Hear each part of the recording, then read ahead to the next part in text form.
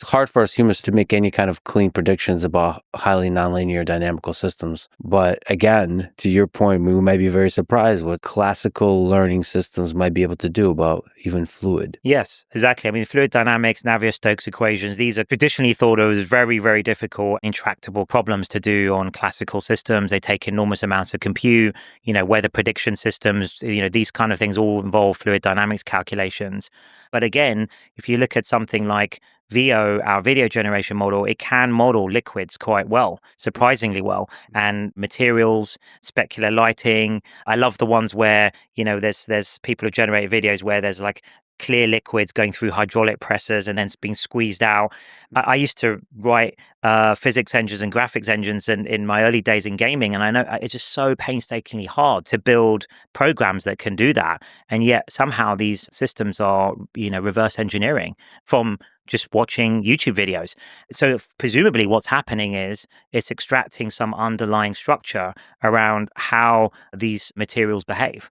So perhaps there is some kind of lower dimensional manifold that can be learned if we actually fully understood what's going on under the hood. That's maybe true of most of reality. The following is a conversation with Demis Hassabis, his second time on the podcast. He is the leader of Google DeepMind and is now a Nobel Prize winner. Demis is one of the most brilliant and fascinating minds in the world today, working on understanding and building intelligence and exploring the big mysteries of our universe. This was truly an honor and a pleasure for me. This is the Lex Fridman podcast. And now, dear friends, here's Demis Hassabis. In your Nobel Prize lecture, you propose what I think is a super interesting conjecture that, quote, any pattern that can be generated or found in nature can be efficiently discovered and modeled by a classical learning algorithm. What kind of patterns or systems might be included in that? Biology, chemistry, physics, maybe cosmology, neuroscience? What are we talking about? Sure. Well, look, I felt that it's sort of a tradition, I think, of Nobel Prize lectures that you're supposed to be a little bit provocative, and I wanted to follow that tradition. What I was talking about there is if you take a step back and you look at all the work that we've done, especially with the AlphaX projects, so I'm thinking AlphaGo, of course, AlphaFold, what they really are is we're building models of very combinatorially high dimensional spaces that, if you try to brute force a solution, find the best move and go, or find the exact shape of a protein, and if you enumerated all the possibilities, there wouldn't be enough time in the time of the universe. So you have to do something much smarter. And what we did in both cases was build models of those environments, and that guided the search in a smart way, and that makes it tractable. So if you think about protein folding, which is obviously a natural system, why should that be possible? How does physics do that? Proteins fold in milliseconds in our bodies. So somehow physics solves this problem that we've now also solved computationally. And I think the reason that's possible is that in nature, natural systems have structure, because they were subject to evolutionary processes that shape them. And if that's true, then you can maybe learn what that structure is. So this perspective, I think, is a really interesting one. You've hinted at it, which is almost like crudely stated. Anything that can be evolved can be efficiently modeled. Think there's some truth to that? Yeah, I sometimes call it survival of the stablest or something like that, because it's of course there's evolution for life, living things, but there's also, if you think about geological time, so the shape of mountains, that's been shaped by weathering processes, right, over thousands of years. But then you can even take it cosmological, the orbits of planets, the shapes of asteroids. These have all been survived kind of processes that have acted on them many, many times. So if that's true, then there should be some sort of pattern that you can kind of reverse learn, and a kind of manifold really that helps you search to the right solution, to the right shape, and actually allow you to predict things about it in an efficient way, because it's not a random pattern, right? So it may not be possible for man-made things or abstract things like factorizing large numbers, because unless there's patterns in the number space, which there might be, but if there's not and it's uniform, then there's no pattern to learn. There's no model to learn that will help you search. So you have to do brute force. So in that case, you maybe need a quantum computer, something like this. But in most things in nature that we're interested in are not like that. They have structure that evolved for a reason and survived over time. And if that's true, I think that's potentially learnable by a neural network.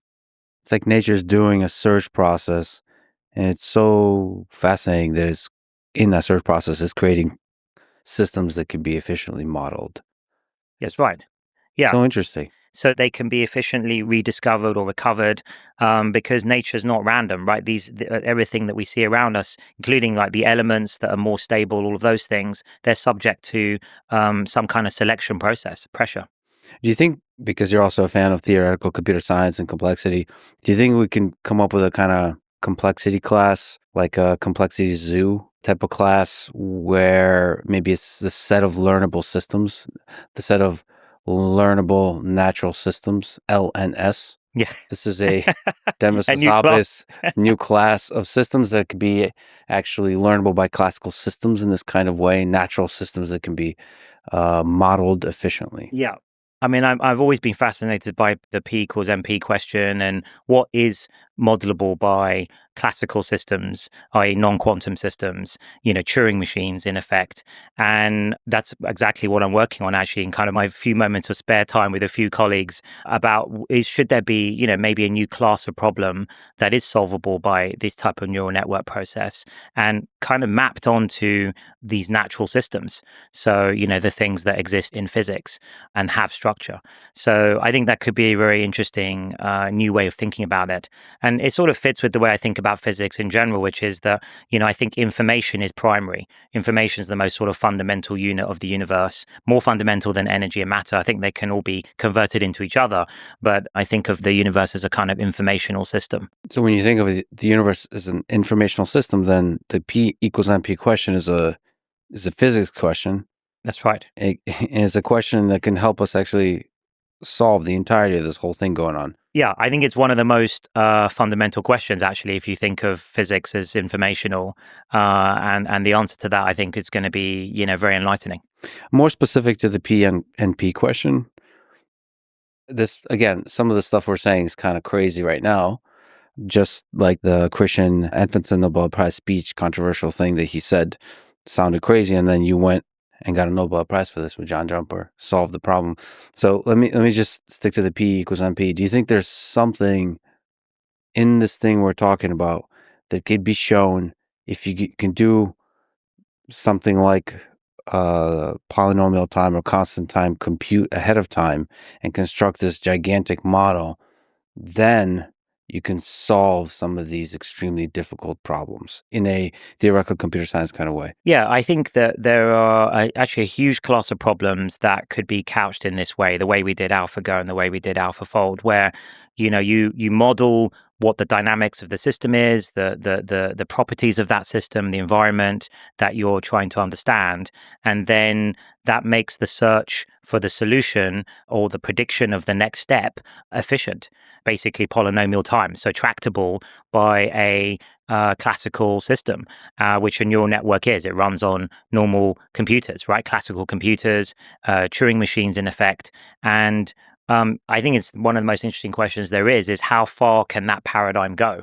I think we've proven, and the AI community in general, that classical systems, Turing machines, can go a lot further than we previously thought. They can do things like model the structures of proteins and play Go to better than world champion level. And, a lot of people would have thought maybe 10, 20 years ago that was decades away, or maybe you would need some sort of quantum machines to quantum systems to be able to do things like protein folding. And so I think we haven't really even sort of scratched the surface yet of what classical systems, so-called, could do. And of course, AGI being built on a neural network system on top of a neural network system on top of a classical computer would be the ultimate expression of that. And I think the limit, what the bounds of that kind of system, what it can do, it's a very interesting question, and directly speaks to the P equals NP question. What do you think, again, hypothetical, might be outside of this? Maybe emergent phenomena? Like if you look at cellular automata, some of you have extremely simple systems and then some complexity emerges. Yes. Maybe that would be outside, or even, would you guess even that might be amenable to efficient modeling by a classical machine? Yeah, I think those systems would be right on the boundary, right? So I think most emergent systems, cellular automata, things like that, could be modelable by a classical system. You just sort of do a forward simulation of it and it'd probably be efficient enough. Of course, there's the question of things like chaotic systems where the initial conditions really matter and then you get to some, uncorrelated end state. Now, those could be difficult to model. So I think these are kind of the open questions. But I think when you step back and look at what we've done with the systems and the problems that we've solved, and then you look at things like VO3 on like video generation, sort of rendering physics and lighting and things like that, really core fundamental things in physics. It's pretty interesting. I think it's telling us something quite fundamental about how the universe is structured, in my opinion. So, in a way, that's what I want to build AGI for, is to help us as scientists answer these questions like P equals MP. Yeah, I think we might be continuously surprised about what is modelable by classical computers. I mean, AlphaFold 3 on the interaction side is surprising that you can make any kind of progress on that direction. Alpha Genome is surprising that you can map the genetic code to the function. Kind of playing with the emergent kind of phenomena, you think there's so many combinatorial options and then here you go. If you can find the kernel that is efficiently modelable. Yes, because there's some structure, there's some landscape, in the energy landscape or whatever it is that you can follow, some gradient you can follow. And of course, what neural networks are very good at is following gradients. And so if there's one to follow and you can specify the objective function correctly, you don't have to deal with all that complexity, which I think is how we maybe have naively thought about it for decades, those problems. If you just enumerate all the possibilities, it looks totally intractable. And there's many, many problems like that. And then you think, well, it's like 10 to the 300 possible protein structures, 10 to the 170 possible go positions. All of these are way more than atoms in the universe. So how could one possibly find the right solution or predict the next step? But it turns out that it is possible. And of course, reality in nature does do it. Right? Proteins do fold. So that gives you confidence that there must be, if we understood how physics was doing that, in a sense, and we could mimic that process, i.e. model that process, it should be possible on our classical systems is basically what the conjecture is about. And of course, there's nonlinear dynamical systems, highly nonlinear dynamical systems, everything involving fluid. Yes, right. I recently had a conversation with Terence Tao, who mathematically it contends with a very difficult aspect of systems that have some singularities in them that break the mathematics. And it's just hard for us humans to make any kind of clean predictions about highly nonlinear dynamical systems. But again, to your point, we might be very surprised what classical learning systems might be able to do about even fluid. Yes, exactly. I mean, fluid dynamics, Navier-Stokes equations, these are traditionally thought of as very, very difficult, intractable kind of problems to do on classical systems. They take enormous amounts of compute, weather prediction systems, these kind of things all involve fluid dynamics calculations. But again, if you look at something like VO, our video generation model, it can model liquids quite well, surprisingly well, and materials, specular lighting. I love the ones where, there's people who generate videos where there's like clear liquids going through hydraulic presses and then being squeezed out. I used to write physics engines and graphics engines in my early days in gaming, and I know it's just so painstakingly hard to build programs that can do that. And yet somehow these systems are, reverse engineering from just watching YouTube videos.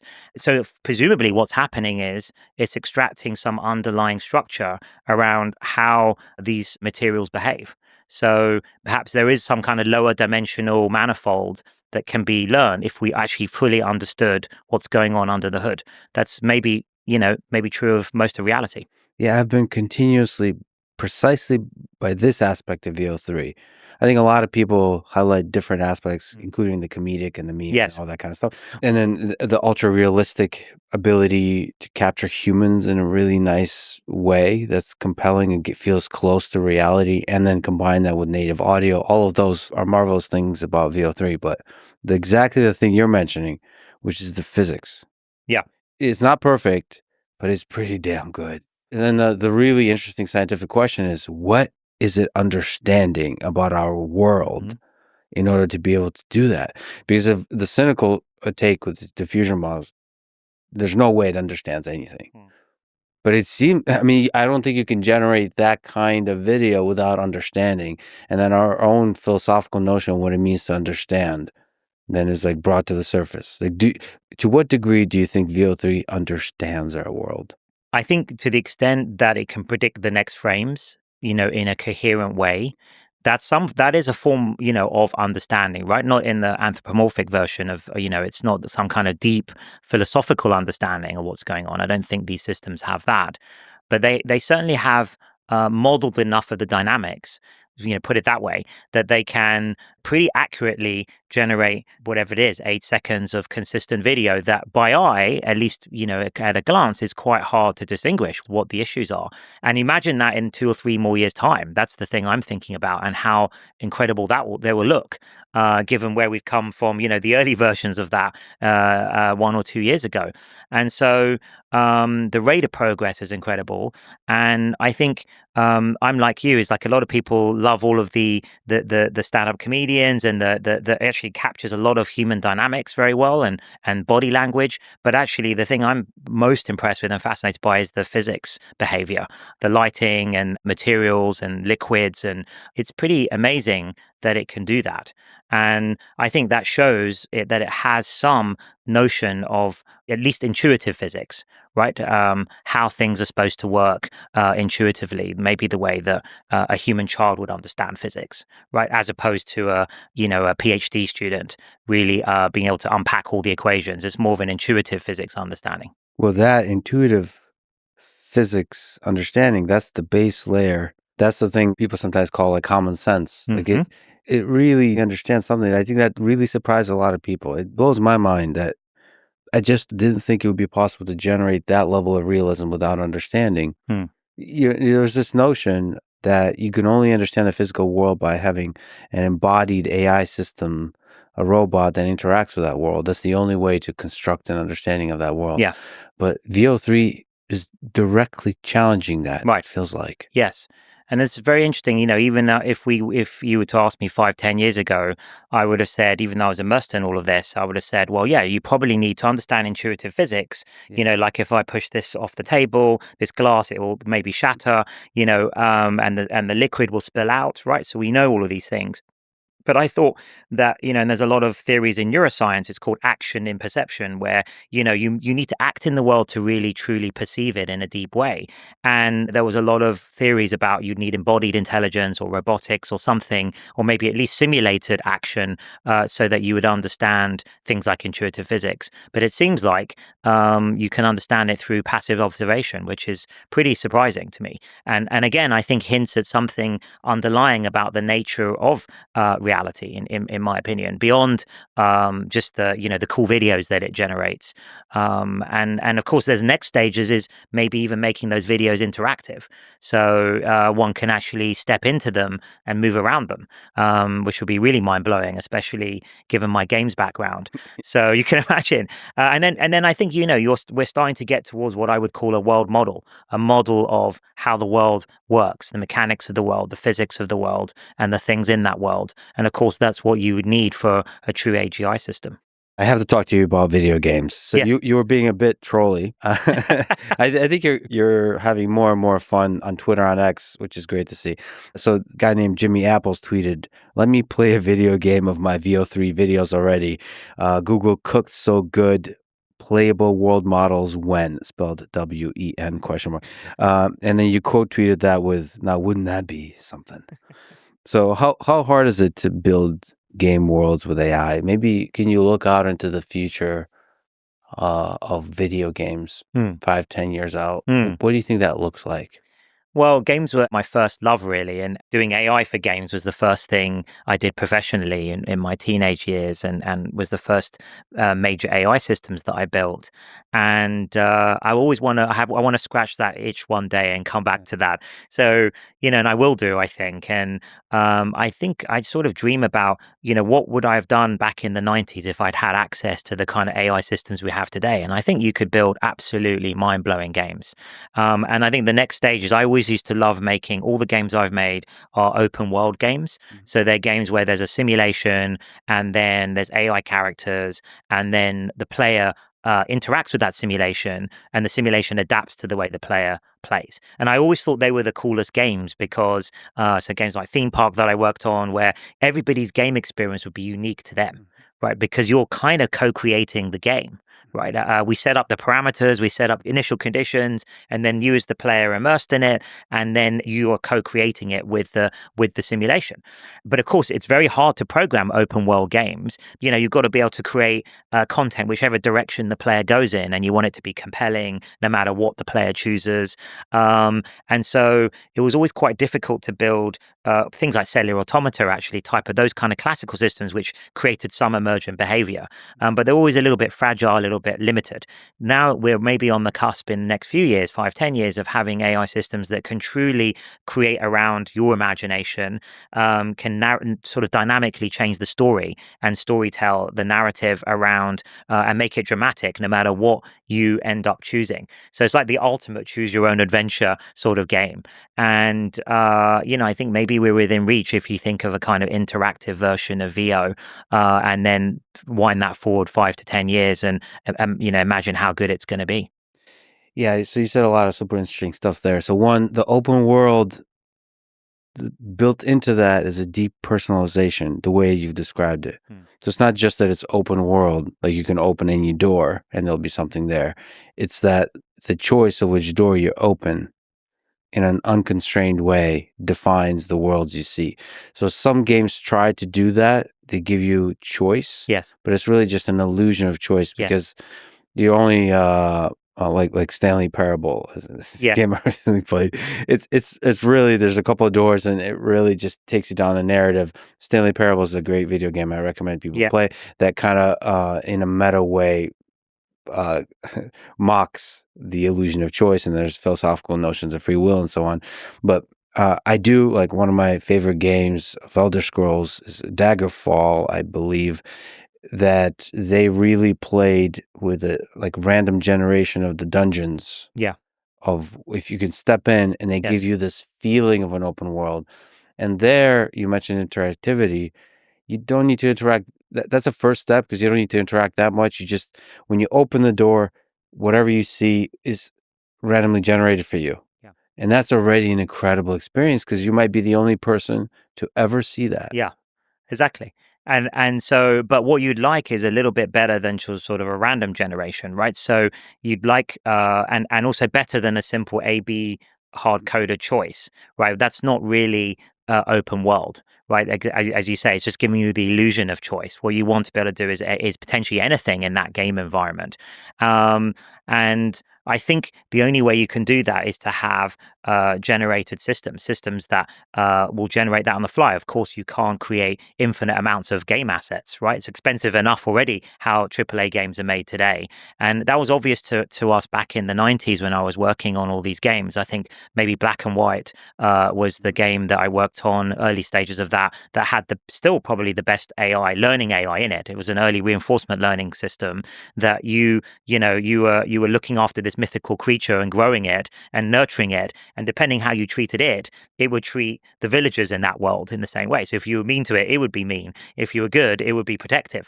And so it was really a reflection of the way you played it. So actually all of I've been working on sort of simulations and AI through the medium of games at the beginning of my career. And really the whole of what I do today is still a follow on from those early, more hard coded ways of doing the AI to now, fully general learning systems that are trying to achieve the same thing.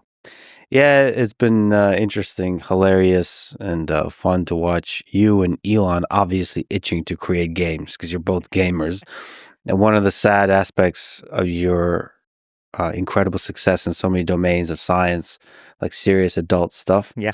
that you might not have time to really create a game. You might end up creating the tooling that others would create the game, and you Right. have to watch Yeah, exactly. other others create the thing you've always dreamed of. Do you think it's possible you can somehow, in your extremely busy schedule, actually find time to create something like Black and White, an actual video game where like you could make the childhood dream Yeah. become Well, reality? there's two things ways to think about that is maybe that with vibe coding as it gets better, there's a possibility that Yes, I could, sure. one could do that actually in your spare time. So I'm quite excited about that as that would be my project if I got the time to do some vibe coding. I'm actually itching to do that. And then the other thing is, maybe it's a sabbatical after AGI has been safely stewarded into the world and delivered into the world. That and then working on my physics theory, as we talked about at the beginning, those would be the two my two post AGI projects. Let's call it that way. I would love to see which The ultimate game.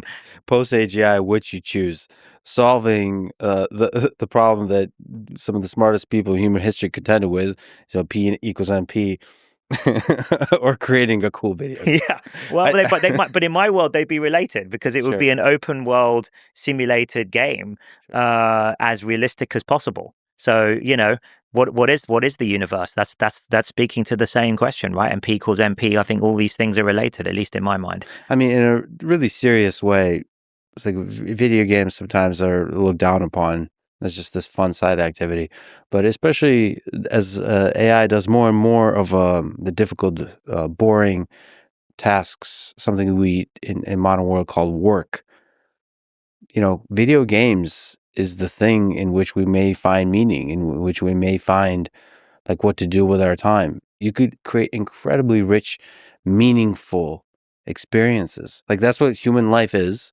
And then in video games, you can create more sophisticated, more diverse ways of living, Yeah. right?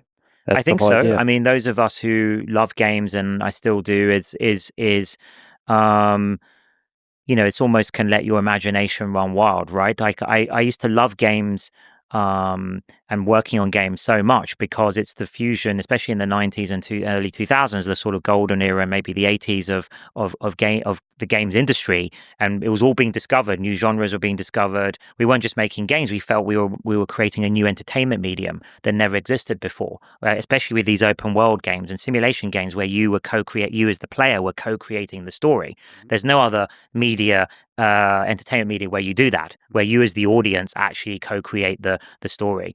And of course now with multiplayer games as well, it can be a very social activity and can explore all kinds of interesting worlds in that. But on the other hand, it's very important to also enjoy and experience the physical world. But the question is then, I think we're going to have to kind of confront the question again of what is the fundamental nature of reality? What is going to be the difference between these increasingly realistic simulations and multiplayer ones and emergent, and what we do in the real world? Yeah, there's clearly a huge amount of value to experiencing the real world, nature. There's also a huge amount of value in experiencing other humans directly in person, the way we're sitting here today. Yes. But we need to really scientifically, rigorously answer the question why, Yeah. and Exactly. which aspect of that can be mapped Yeah. into the virtual world. Exactly. So And it's not enough to say, yeah, you should go touch grass and hang out in nature. It's like, why yeah. exactly Yeah. is that valuable? Yes. And I guess that's maybe the thing that's been haunting me, obsessing me from the beginning of my career. If you think about all the different things I've done, they're all related in that way. This simulation, nature of reality, and what is the bounds of, what can be modeled. Sorry for the ridiculous question, but so far, what is the greatest video game of all time? What's up there? What Well, makes my it? favorite one of all time is Civilization. I have to say that was the Civilization 1 and Civilization 2, my favorite games of all time. I can only assume you've avoided the most recent one because it would probably that would be your sabbatical. You would disappear. Yes, exactly. They take a lot of time, these Civilization games, so I've got to be careful with them. Fun question. You and Elon seem to be somehow solid gamers. Is there a connection between being great at gaming and being great leaders of AI companies? I don't know. It's an interesting one. I mean, we both love games, and it's interesting. He wrote games as well to start off with. It's probably, especially in the era I grew up in, where home computers were just became a thing. In the late 80s and 90s, especially in the UK. I had a Spectrum and then a Commodore Amiga 500, which was my Nice. favorite computer ever, and that's why I learned all my programming. And of course, it's a very fun thing to program is to program games. So I think it's a great way to learn programming, probably still is. And and then of course I immediately took it in directions of AI and simulations, which so was able to express my interest in games and my sort of wider scientific interests all together. And then the final thing I think that's great about games is it fuses artistic design, art with the most cutting edge programming. So again, in the 90s, all of the most interesting technical advances were happening in gaming, whether that was AI, graphics, physics engines, hardware, even GPUs, of course, were designed for gaming originally. So everything that was pushing computing forward in the 90s was due to gaming. So interestingly, that was where the forefront of research was going on, and there was this incredible fusion with art, graphics, but also music and just the whole new media of storytelling. And I love that. For me, it's this sort of multidisciplinary kind of effort is again something I've enjoyed my whole life. I have to ask you, I almost forgot about one of the many, and I would say one of the most incredible things recently that somehow didn't yet get enough attention is AlphaEvolve. We talked about evolution a little bit, but it's the Google DeepMind system that evolves algorithms. Yeah. Are these kinds of evolution-like techniques promising as a component of future superintelligent systems? So for people who don't know, it's kind of, I don't know if it's fair to say it's LLM-guided evolution search. Yeah. So evolutionary algorithms are doing the search, and Yes. LLMs are telling you where. Yes, exactly. So LLMs are kind of proposing some possible solutions, and then you use evolutionary computing on top to find some novel part of the search space. So actually, I think it's an example of very promising directions where you combine LLMs or foundation models with other computational techniques. Evolutionary methods is one, but you could also imagine Monte Carlo tree search, basically many types of search algorithms or reasoning algorithms sort of on top of or using the foundation models as a basis. So I actually think there's quite a lot of interesting things to be discovered probably with these sort of hybrid systems, let's call them. But not to romanticize evolution. Yeah. I'm only human. But you think there's some value in whatever that mechanism is? Because we already talked about natural systems.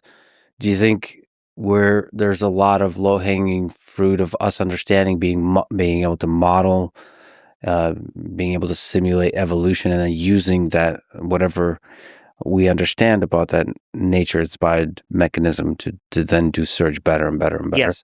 So if you think about again breaking down the sort of systems we've built to their really fundamental core, you've got like the model of the underlying dynamics of the system, and then if you want to discover something new, something novel that hasn't been seen before, then you need some kind of search process on top to take you to a novel region of the search space. And you can do that in a number of ways. Evolutionary computing is one.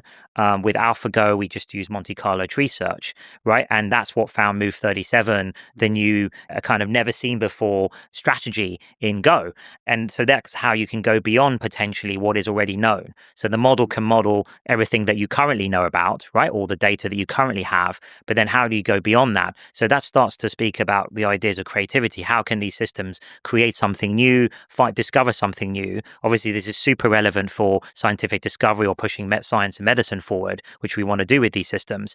And you can actually bolt on some fairly simple search systems on top of these models and get you into a new region of space. Of course, you also have to make sure that you're not searching that space totally randomly. It would be too big. So you have to have some objective function that you're trying to optimize and hill climb towards and that guides that search.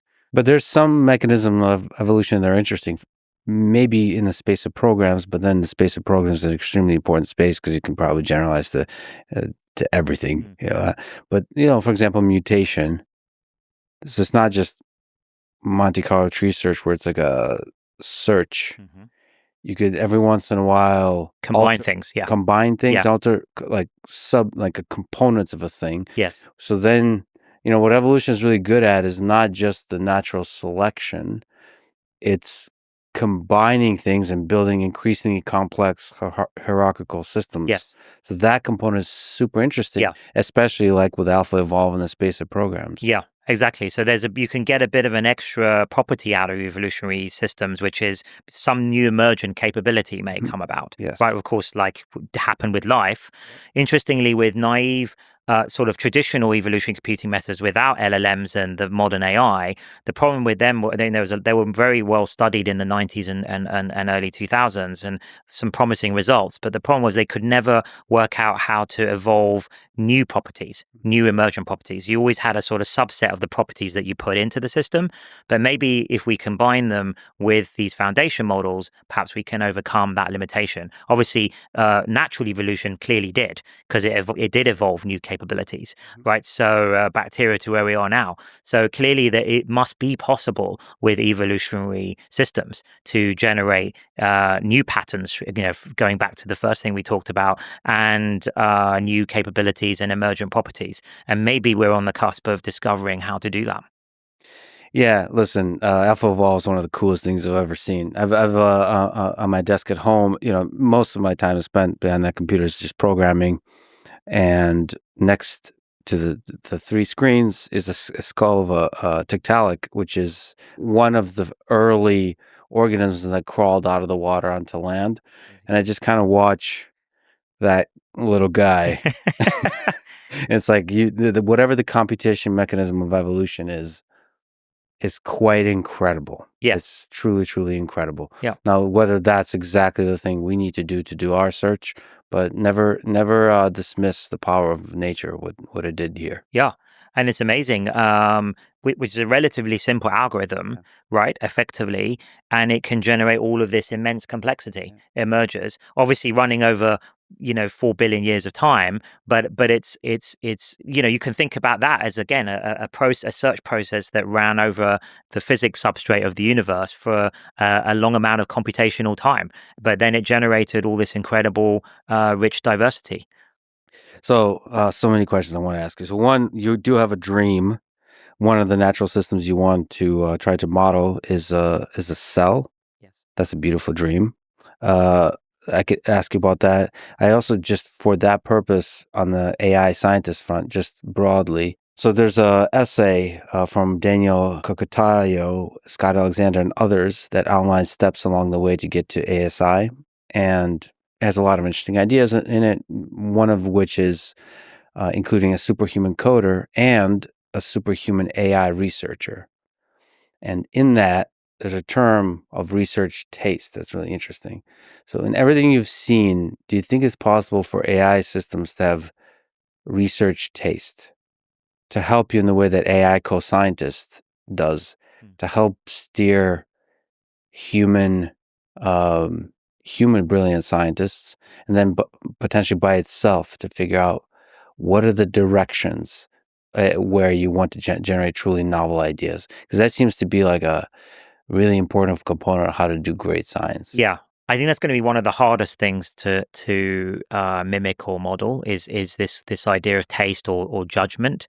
I think that's what separates the great scientists from the good scientists. Like all professional scientists are good technically, right? Otherwise, they wouldn't have made it that far in academia and things like that. But then, do you have the taste to sort of sniff out what the right direction is, what the right experiment is, what the right question is? So it's picking the right question is the hardest part of science, and making the right hypothesis, and that's what today's systems definitely they can't do. So I often say it's harder to come up with a conjecture, a really good conjecture, than it is to solve it. So we may have systems soon that can solve pretty hard conjectures.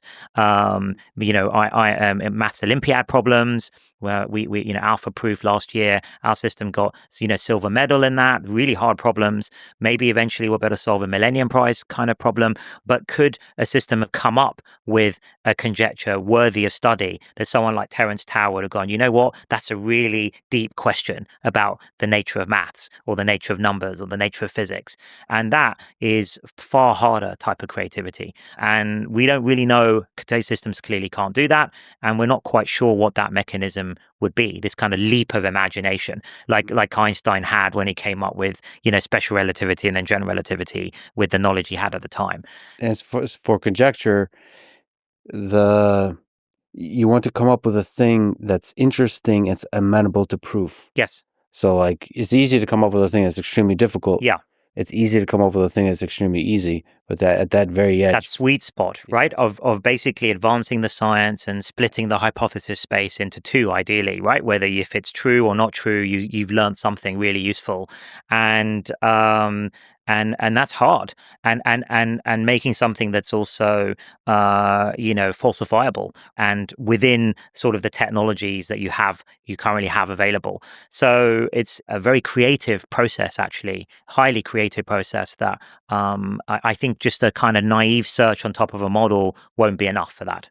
Okay, the idea of splitting the hypothesis space in two is super interesting. So I've heard you say that there's basically no failure or failure is extremely valuable if it's done, if you construct the questions right, if you construct the experiments right, if you design them right, that failure or success are both useful.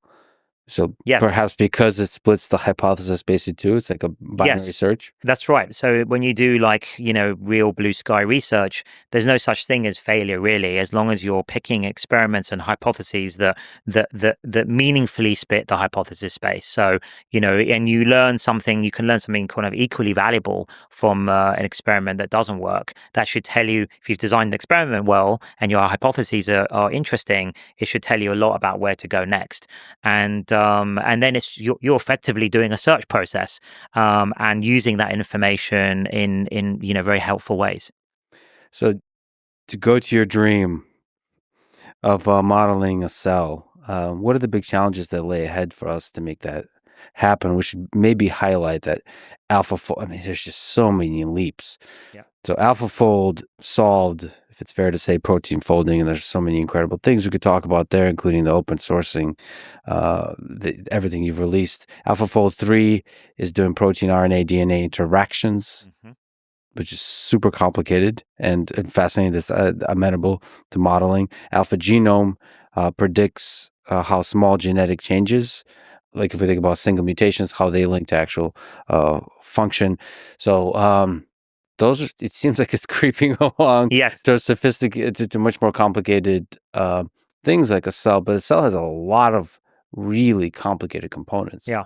So what I've tried to do throughout my career is I have these really grand dreams, and then I try to, as you've noticed, and then I try to break them down. It's easy to have a kind of crazily ambitious dream, but the trick is, how do you break it down into manageable, achievable interim steps that are meaningful and useful in their own right? And so virtual cell, which is what I call the project of modeling a cell, I've had this idea, of wanting to do that for maybe more like 25 years. And I used to talk with Paul Nurse, who is a bit of a mentor of mine in biology. He runs founded the Crick Institute and won the Nobel Prize in 2001. We've been talking about it since before in the 90s, and I used to come back to every 5 years. It's like, what would you need to model the full internals of a cell so that you could do experiments on the virtual cell, and what those experiments in silico, and those predictions would be useful for you to save you a lot of time in the wet lab, right? That would be the dream. Maybe you could 100x speed up experiments by doing most of it in silico, the search in silico, and then you do the validation step in the wet lab. That's the dream. And so but maybe now, finally, so I was trying to build these components, AlphaFold being one, that would allow you eventually to model the full interaction, a full simulation of a cell. And I'd probably start with a yeast cell, and partly that's what Paul Nurse studied, because the yeast cell is like a full organism that's a single cell, right? So it's the kind of simplest single cell organism. And so it's not just a cell, it's a full organism. And and yeast is very well understood. And so that would be a good candidate for a kind of full simulated model. Now, AlphaFold is the solution to the kind of static picture of what does a protein look, 3D structure of protein look like, a static picture of it. But we know that biology, all the interesting things happen with the dynamics, the interactions. And that's what AlphaFold 3 is the first step towards, is modeling those interactions. So first of all, pairwise, proteins with proteins, proteins with RNA and DNA. But then the next step after that would be modeling maybe a whole pathway, maybe like the Tor pathway that's involved in cancer or something like this. And then eventually you might be able to model, a whole cell. Also, there's another complexity here that stuff in a cell happens at different time scales. Is that tricky? It's like protein folding is, super fast. Yes. I don't know all the biological mechanisms, Yes. but some of them take a long time. Yeah. And so that's a level. So the levels of interaction has a different temporal scale that you have to be able to model. So that would be hard. So you'd probably need several simulated systems that can interact at these different temporal dynamics, or at least maybe it's like a hierarchical system. So you can jump up and down the different temporal stages. So can you avoid, one of the challenges here is not avoid simulating, for example, the quantum mechanical aspects of any of this, right? You want to not over model. You could skip ahead to just model the really high level things that get you a really good estimate of what's going to happen. So you got to make a decision when you're modeling any natural system. What is the cutoff level of the granularity that you're going to model it to, that then captures the dynamics that you're interested in? So probably for a cell, I would hope that would be the protein level. And that one wouldn't have to go down to the atomic level. And of course, that's where AlphaFold kicks in. So that would be kind of the basis. And then you'd build these higher level simulations that take those as building blocks. And then you get the emergent behavior. Apologize for the pothead questions ahead of time, but do you think we'll be able to simulate a model the origin of life? So being able to simulate the first from non-living organisms, the birth of a living organism. I think that's one of the deepest and most fascinating questions. I love that area of biology. There's people there's a great book by Nick Lane, one of the top experts in this area, called the 10 Great Inventions of Evolution. I think it's fantastic, and it also speaks to what the great filters might be, prior, or are they ahead of us? I think they're most likely in the past. If you read that book, of how unlikely to go, have any life at all, and then single cell to multi-cell seems an unbelievably big jump that took like 1 billion years, I think, on Earth to do. Right, so it shows you how hard it was. Right? Bacteria were super happy for a very long time before they captured mitochondria somehow, right? I don't see why AI couldn't help with that, some kind of simulation. It's a bit of a search process through a combinatorial space. Here's like all the the chemical soup that you start with, the primordial soup that maybe was on Earth near these hot vents. Here's some initial conditions. Can you generate something that looks like a cell? So perhaps that would be a next stage after the virtual cell project is, well, how could you actually something like that emerge from the chemical soup? Well, I would love it if there was a move 37 for the origin of life. Yeah. I think that's one of the sort of great mysteries. I think ultimately what we will figure out is their continuum. There's no such thing as a line between non-living and living. But if we can make that rigorous, yes, that the very thing from the Big Bang to today has been the same process. And if we can break down that wall that we've constructed in our minds of the actual origin of from non-living to living, and it's not a line, that it's a continuum that connects physics and chemistry and biology. Yeah. There's no line. This is my whole reason why I've worked on AI and AGI my whole life, because I think it can be the ultimate tool to help us answer these kind of questions. And I don't really understand why, the average person doesn't worry about this stuff more. Like how can we not have a good definition of life and not living and non-living, and the nature of time, and let alone consciousness and gravity and all these things. It's just, and quantum mechanics weirdness. it's just, to me, I've always had this sort of screaming at me in my face. The whole, and Yeah. it's getting louder. It's like, what is going on here? And I mean that in the deeper sense, like in the nature of reality, which has to be the ultimate question. Yeah. That would answer all of these things. It's sort of crazy if you think about it. We can stare at each other and all these living things all the time. We can inspect it with microscopes and take it apart, almost down to the atomic level, and yet we still can't answer that clearly Yeah. in a simple way. That question of how do you define living? Yeah. It's kind of amazing. Yeah. Living, you can kind of talk your way out of thinking about, but like consciousness, like we have this very obviously subjective conscious experience, like we're at the center of our own world and it feels like something. And then how are you not screaming Yeah, at the mystery of it all? We right. haven't, I mean, but really humans have been contending with the mystery of the world around them for a long, there's a lot of mysteries.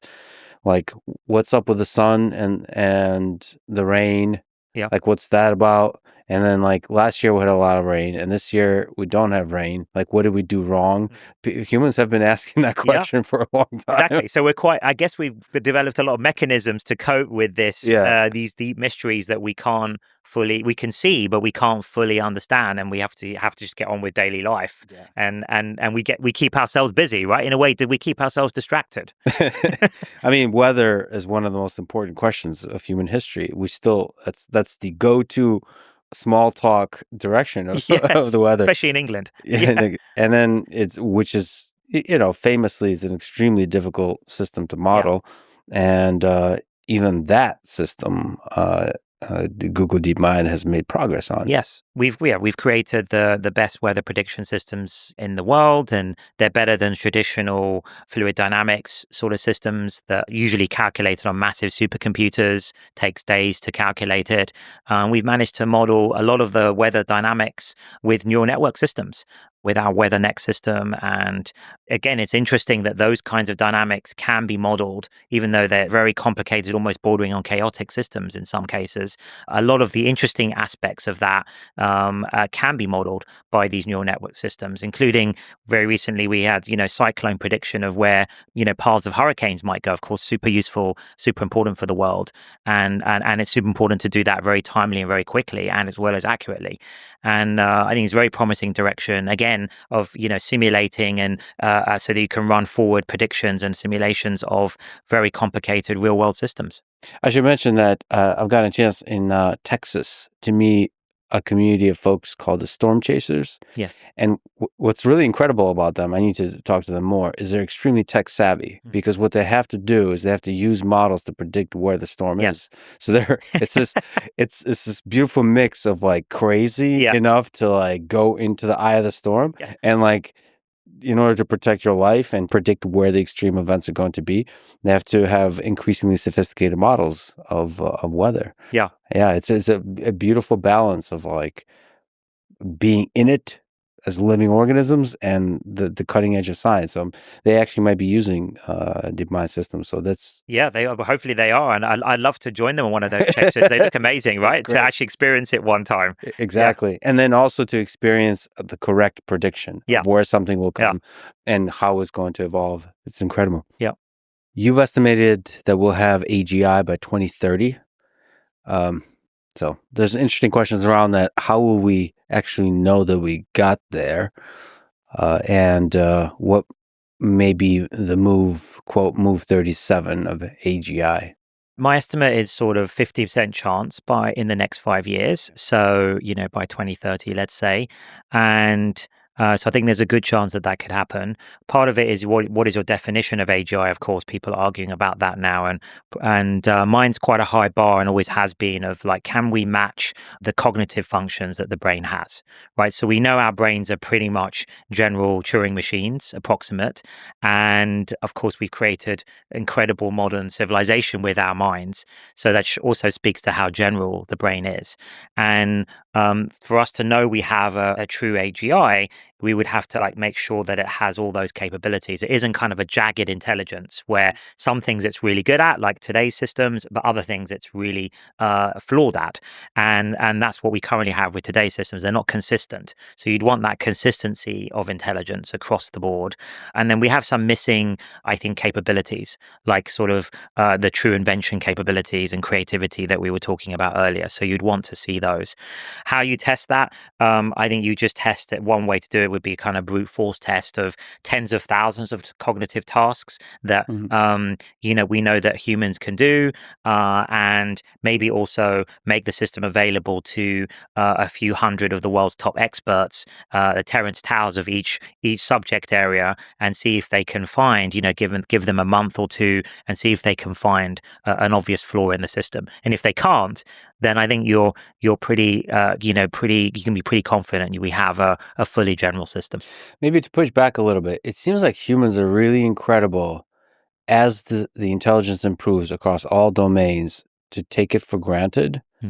Like you mentioned, Terence Tao, these brilliant experts, they might quickly, in a span of weeks, take for granted all the incredible things it can do and then focus in, well, haha, right there. I consider myself, first of all, human. Yeah. Second, I identify as human. Some people listen to me talk and they're like, that guy is not good at talking, the stuttering, so like even humans have obvious across domains limits, even just outside of course. mathematics and physics and so on. I wonder if it will take something like a Move 37, so on the positive side, versus like a barrage of 10,000 cognitive tasks where it would be one or two where it's like, yes, holy shit, this so is I think special. there are, exactly. So I think there's the sort of blanket testing to just make sure you've got the consistency. But I think there are the sort of lighthouse moments like the Move 37 that I would be looking for. So one would be inventing a new conjecture or a new hypothesis about physics like Einstein did. So maybe you could even run the back test of that very rigorously, like have a knowledge cutoff of 1900 and then give the system everything that was written up to 1900 and then see if it could come up with special relativity and general relativity, right? Like Einstein did. That would be an interesting test. Another one would be, can it invent a game like Go? Not just come up with Move 37, a new strategy, but can it invent a game that's as deep, as aesthetically beautiful, as elegant as Go? And those are the sorts of things I would be looking out for, and probably a system being able to do several of those things, right, for it to be very general, not just one domain. And so I think that would be the signs, at least that I would be looking for, that we've got a system that's AGI level. And then maybe to fill that out, you would also check the consistency, make sure there's no holes in that system either. Yeah, something like a new conjecture or scientific discovery. That would be a cool feeling. Yeah, that would be amazing. So it's not just helping us do that, but actually coming up with something brand new. And you would be in the room for that. And so Ideally. it would be like probably 2 or 3 months before announcing it. And you would just be sitting there trying not to tweet. Something like that. Exactly. It's like, what is this amazing new, physics idea? And then we would probably check it with world experts in that domain, right? And validate it and kind of go through its workings. And I guess it would be explaining its workings too. Be an amazing moment. Do you worry that we, as humans, even expert humans like you, might miss it? It may be pretty complicated. So it could be, the analogy I give there is, I don't think it will be totally mysterious to the best human scientists, but it may be a bit like, for example, in chess, if I was to talk to Garry Kasparov or Magnus Carlsen and play a game with them and they make a brilliant move, I might not be able to come up with that move, but they could explain why afterwards that move made sense. And we would be able to understand it to some degree, not to the level they do, but if they were good at explaining, which is actually part of intelligence too, is being able to explain in a simple way that what you're thinking about. I think that would be very possible for the best human scientists. But I wonder, maybe you can educate me on the side of Go. I wonder if there's moves for Magnus or Gary where they at first will dismiss it as a bad move. Yeah, sure. It could be, but then afterwards they'll figure out with their intuition that why this works, and then empirically, the nice thing about games is one of the great things about games is it's a sort of scientific test. Do you win the game or not win? And then that tells you, okay, that move in the end was good. That strategy was good. And then you can go back and analyze that and explain even to yourself a little bit more why, explore around it. And that's how chess analysis and things like that work. So perhaps that's why my brain works like that, because I've been doing that since I was 4. And you're trained, it's sort of hardcore training in that way. But even now, like when I generate code, there is this kind of nuanced, fascinating contention that's happening, where I might at first identify as a set of generated code as incorrect in some interesting, nuanced ways. But then I'm always have to ask the question: is there a deeper insight here that I'm the one who's incorrect?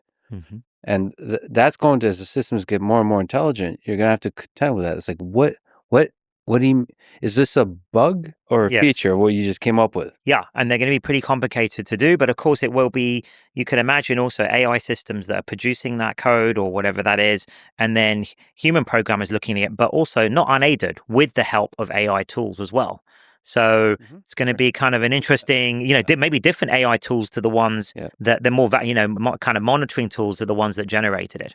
So if we look at an AGI system, sorry to bring it back up, but AlphaEvolve, super cool. So AlphaEvolve enables, on the programming side, something like recursive self-improvement, potentially. Like, what, if you can imagine what that AGI system, maybe not the first version, but a few versions beyond that, what does that actually look like? Do you think it will be simple? Do you think it will be something like a self-improving program and a simple one? I mean, potentially that's possible, I would say. I'm not sure it's even desirable, because that's a kind of like hard takeoff scenario. Yeah. But you these current systems like AlphaEvolve, they have, human in the loop deciding on various things. They're separate hybrid systems that interact. One could imagine eventually doing that end to end. I don't see why that wouldn't be possible. But right now, I think the systems are not good enough to do that in terms of coming up with the architecture of the code. And again, it's a little bit connected to this idea of coming up with a new conjectural hypothesis. How, like, they're good if you give them very specific instructions about what you're trying to do. But if you give them a very vague, high-level instruction, that wouldn't work currently. And I think that's related to this idea of like invent a game as good as Go. Right? Imagine that was the prompt. That's pretty underspecified. And so the current systems wouldn't know, I think, what to do with that, how to narrow that down to something tractable. And I think there's similar, like, look, just make a better version of yourself. That's too unconstrained. But we've done it and as you know, with AlphaEvolve, like things like faster matrix multiplication. Mm-hmm. So when you hone it down to a very specific thing you want, it's very good at incrementally improving that. But at the moment, these are more like incremental improvements, sort of small iterations. Whereas if you wanted a big leap in understanding, you need a much larger advance. Yeah, but it could also be, sort of to push back against hard takeoff scenario, it could be just a sequence of incremental improvements, like matrix multiplication. Like, it has to sit there for days thinking how to incrementally improve a thing, and that it does so recursively. And as you do more and more improvement, it'll slow down. Right. So there'll be the path to AGI won't be like it'll be a gradual improvement over time. Yes. If it was just incremental improvements, that's how it would look. So the question is, could it come up with a new leap, like the Transformers architecture? Yeah. Right? Could it have done that back in 2017 when we did it and Brain did it? And it's not clear that these systems, something like AlphaEvolve, wouldn't be able to make such a big leap. So for sure, these systems are good. We have systems, I think, that can do incremental hill climbing, and that's a kind of bigger question about, is that all that's needed from here, or do we actually need one or two more big breakthroughs? And can the same kind of systems provide the breakthroughs also? So make it a bunch of S-curves, like incremental improvement, but also every once in a while leaps. Yeah, I don't think anyone has systems that can have shown unequivocally those big leaps. Right, we have a lot of systems that do the hill climbing of the S-curve that you're currently on. Yeah. And that would be the Move 37, is a leap. Yeah, I think would be a leap, something like that. Do you think the scaling laws are holding strong on pre-training, post-training, test time, compute? Uh, do you, on the flip side of that, anticipate AI progress hitting a wall? We certainly feel there's a lot more room just in the scaling. So, actually, all steps, pre-training, post-training, and inference time. So there's sort of three scalings that are happening concurrently, and again there it's about how innovative you can be, and we pride ourselves on having the broadest and deepest research bench. We have amazing, incredible researchers and people like Noam Shazir, who came up with transformers, and Dave Silver, who led the AlphaGo project and so on. And that research base means that if some new breakthrough is required, like an AlphaGo or Transformers, I would back us to be the place that does that. So I'm actually quite like it when the terrain gets harder, right? Because then it veers more from just engineering Yeah. to true research, and or research plus engineering, and that's our sweet spot. And I think that's harder. It's harder to invent things than to fast follow. And so we don't know. I would say it's kind of 50-50 whether new things are needed or whether the scaling the existing stuff is going to be enough. And so in true kind of empirical fashion, we're pushing both of those as hard as possible. The new blue sky ideas, and maybe about half our resources are on that, and then scaling to the max the current capabilities. And we're still seeing some fantastic progress on each different version of Gemini. That's interesting the way you put it in terms of the deep bench, that if progress towards AGI is more than just scaling compute, so the engineering side of the problem, and is more on the scientific side where there's breakthroughs needed, then you feel confident DeepMind as well. Google DeepMind is well positioned to Yes. kick ass in that domain. Well, I mean, if you look at the history of the last decade or 15 years, Yeah. it's been, maybe, I don't know, 80-90% of the breakthroughs that underpins modern AI field today was from, originally Google Brain, Google Research, and DeepMind. So, yeah, I would back that to continue, hopefully. So on the data side, are you concerned about running out of high quality data, especially high quality human data? I'm not very worried about that, partly because I think there's enough data, and it's been proven to get the systems to be pretty good. And this goes back to simulations again. If you have enough data to make simulations, or so that you can create more synthetic data that are from the right distribution. Obviously, that's the key. So you need enough real world data in order to be able to create those kinds of data generators. And I think that we're at that step at the moment. Yeah, you've done a lot of incredible stuff on the side of science and biology, Hmm. doing a lot with not so much data. Yeah. I mean, it's still a lot of data, but I guess enough To take get that off. going. Yeah, Exactly. yeah. So exactly. How crucial is the scaling of compute to building AGI? This is a question that's an engineering question. It's almost a geopolitical question, Hmm. because it also integrated into that is the supply chains and energy, Yes. a thing that you care a lot about, which is potentially fusion. So Yes. innovating on the side of energy Yeah. also. Do you think we're going to keep scaling compute? I think so, for several reasons. I think compute, there's the amount of compute you have for training. Often it needs to be co-located. So actually, even like bandwidth constraints between data centers can affect that. So it's there's additional constraints even there, and that's important for training. Obviously, the largest models you can, but there's also, because now AI systems are in products and being used by billions of people around the world, you need a ton of inference compute now. And then on top of that, there's the thinking systems, the new paradigm of the last year, that where they get smarter the longer amount of inference time you give them at test time. So all of those things need a lot of compute, and I don't really see that slowing down. And as AI systems become better, they'll become more useful, and there'll be more demand for them. So both from the training side actually is only just one part of that. It may even become the smaller part of what's needed Yeah. in the overall compute that's required.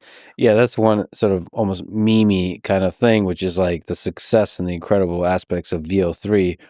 There's people kind of make fun of, like, the more successful it becomes, the servers are sweating Yes, to exactly. do They're the melting. inference. Yeah, exactly. We did a little video of the servers frying eggs and Yeah. things, and that's right. And we're going to have to figure out how to do that.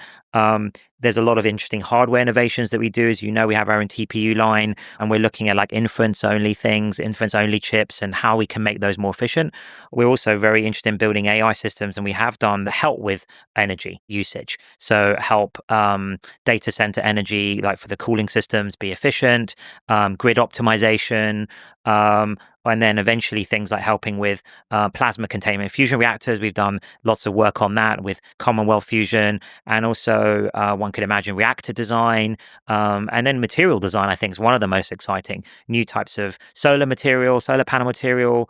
Room temperature superconductors has always been on my list of dream breakthroughs, and optimal batteries. And I think a solution to any, one of those things would be absolutely revolutionary for, climate and energy usage. And we're probably close, and again, in the next 5 years to having AI systems that can materially help with those problems. If you were to bet, sorry for the ridiculous question, Yeah. but what is the main source of energy in like 20, 30, 40 years? Do you think it's going to be nuclear fusion? I think fusion and solar are the two that I would bet on. Solar, I mean, it's the fusion reactor in the sky, of course, and I think really the problem there is batteries and transmission. So as well as more and more efficient solar material, perhaps eventually in space, these kind of Dyson sphere type ideas. And fusion, I think, is definitely doable. Seems if we have the right design of reactor and we can control the plasma and fast enough and so on. And I think both of those things will actually get solved. So we'll probably have at least those are probably the two primary sources of renewable, clean, almost free, or perhaps free energy. What a time to be alive. Yeah. If I traveled into the future with you 100 years from now, how much would you be surprised if we've passed type 1 Kardashev scale civilization? I would not be that surprised if there's like 100-year timescale from here. I mean, I think it's pretty clear if we crack the energy problems in one of the ways we've just discussed, fusion or very efficient solar. Um, then if energy is kind of free and renewable and clean, then that solves a whole bunch of other problems. So, for example, the water access problem goes away because you can just use desalination. We have the technology; it's just too expensive. So only fairly wealthy countries like Singapore and Israel and so on like actually use it. But if it was cheap, then all countries that have a coast could. But also, you'd have unlimited rocket fuel. You could just separate seawater out into hydrogen and oxygen using energy, and that's rocket fuel. So combined with Elon's amazing self-landing rockets, then it could be like sort of like a bus service to space. So that opens up incredible new resources and domains. Asteroid mining, I think, will become a thing, and maximum human flourishing to the stars. That's what I dream about as well, as like Carl Sagan's sort of idea of bringing consciousness to the universe, waking up the universe. And I think human civilization will do that in the full sense of time if we get AI right and crack some of these problems with it. Yeah, I wonder what it would look like if you just a tourist flying through space. You would probably notice Earth, because if you solve the energy problem, you would see a lot of space rockets probably. So it would be Hmm. like traffic here in Yep. London, but in space. Yes. It's just a Exactly. lot of rockets. Yes. And then you would probably see floating in space some kind of source of energy, like solar, Yep. potentially. So Earth would just look more on the surface, more technological. And then you would use the power of that energy then to preserve the natural, Yes. like the rainforest and all that kind of Exactly, stuff. because for the first time in human history, we wouldn't be resource constrained, Hmm. and I think that could be amazing new era for humanity where it's not zero sum. Hmm. Right, I have this land, you don't have it. Or if we take, if the tigers have their forest, then the local villagers can't. What are they going to use?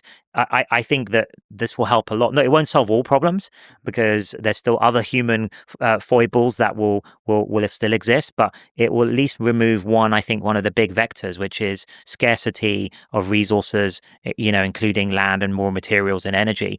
And we should be, I sometimes call it like, and others call it, about this kind of radical abundance abundance era, where there's plenty of resources to go around. Of course, the next big question is making sure that that's fairly, shared fairly, and everyone in society benefits from that.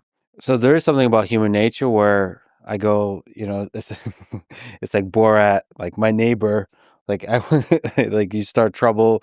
We do start conflicts, and that's why games throughout, as I'm learning actually more and more, even in ancient history, serve the purpose of pushing people away from war, actually Yes, hot war.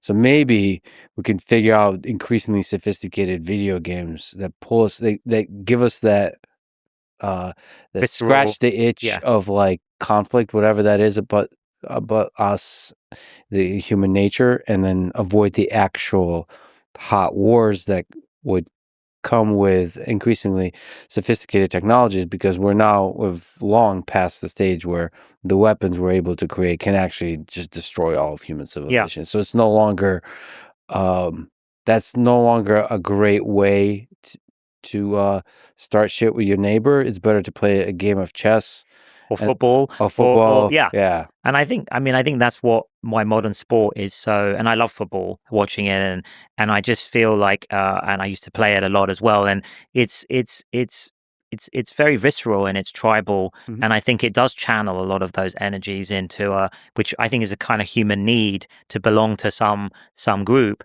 and but into a fun way, a healthy way, and a not destructive way, kind of constructive thing. And I think going back to games again is, I think they're originally why they're so great as well for kids to play things like chess is they're great little microcosm simulations of the world. Mhm. They're simulations of the world too. They're simplified versions of some real world situation, whether it's poker or Go or chess, different aspects, or diplomacy, Mhm. different aspects of the real world, and it allows you to practice at them too.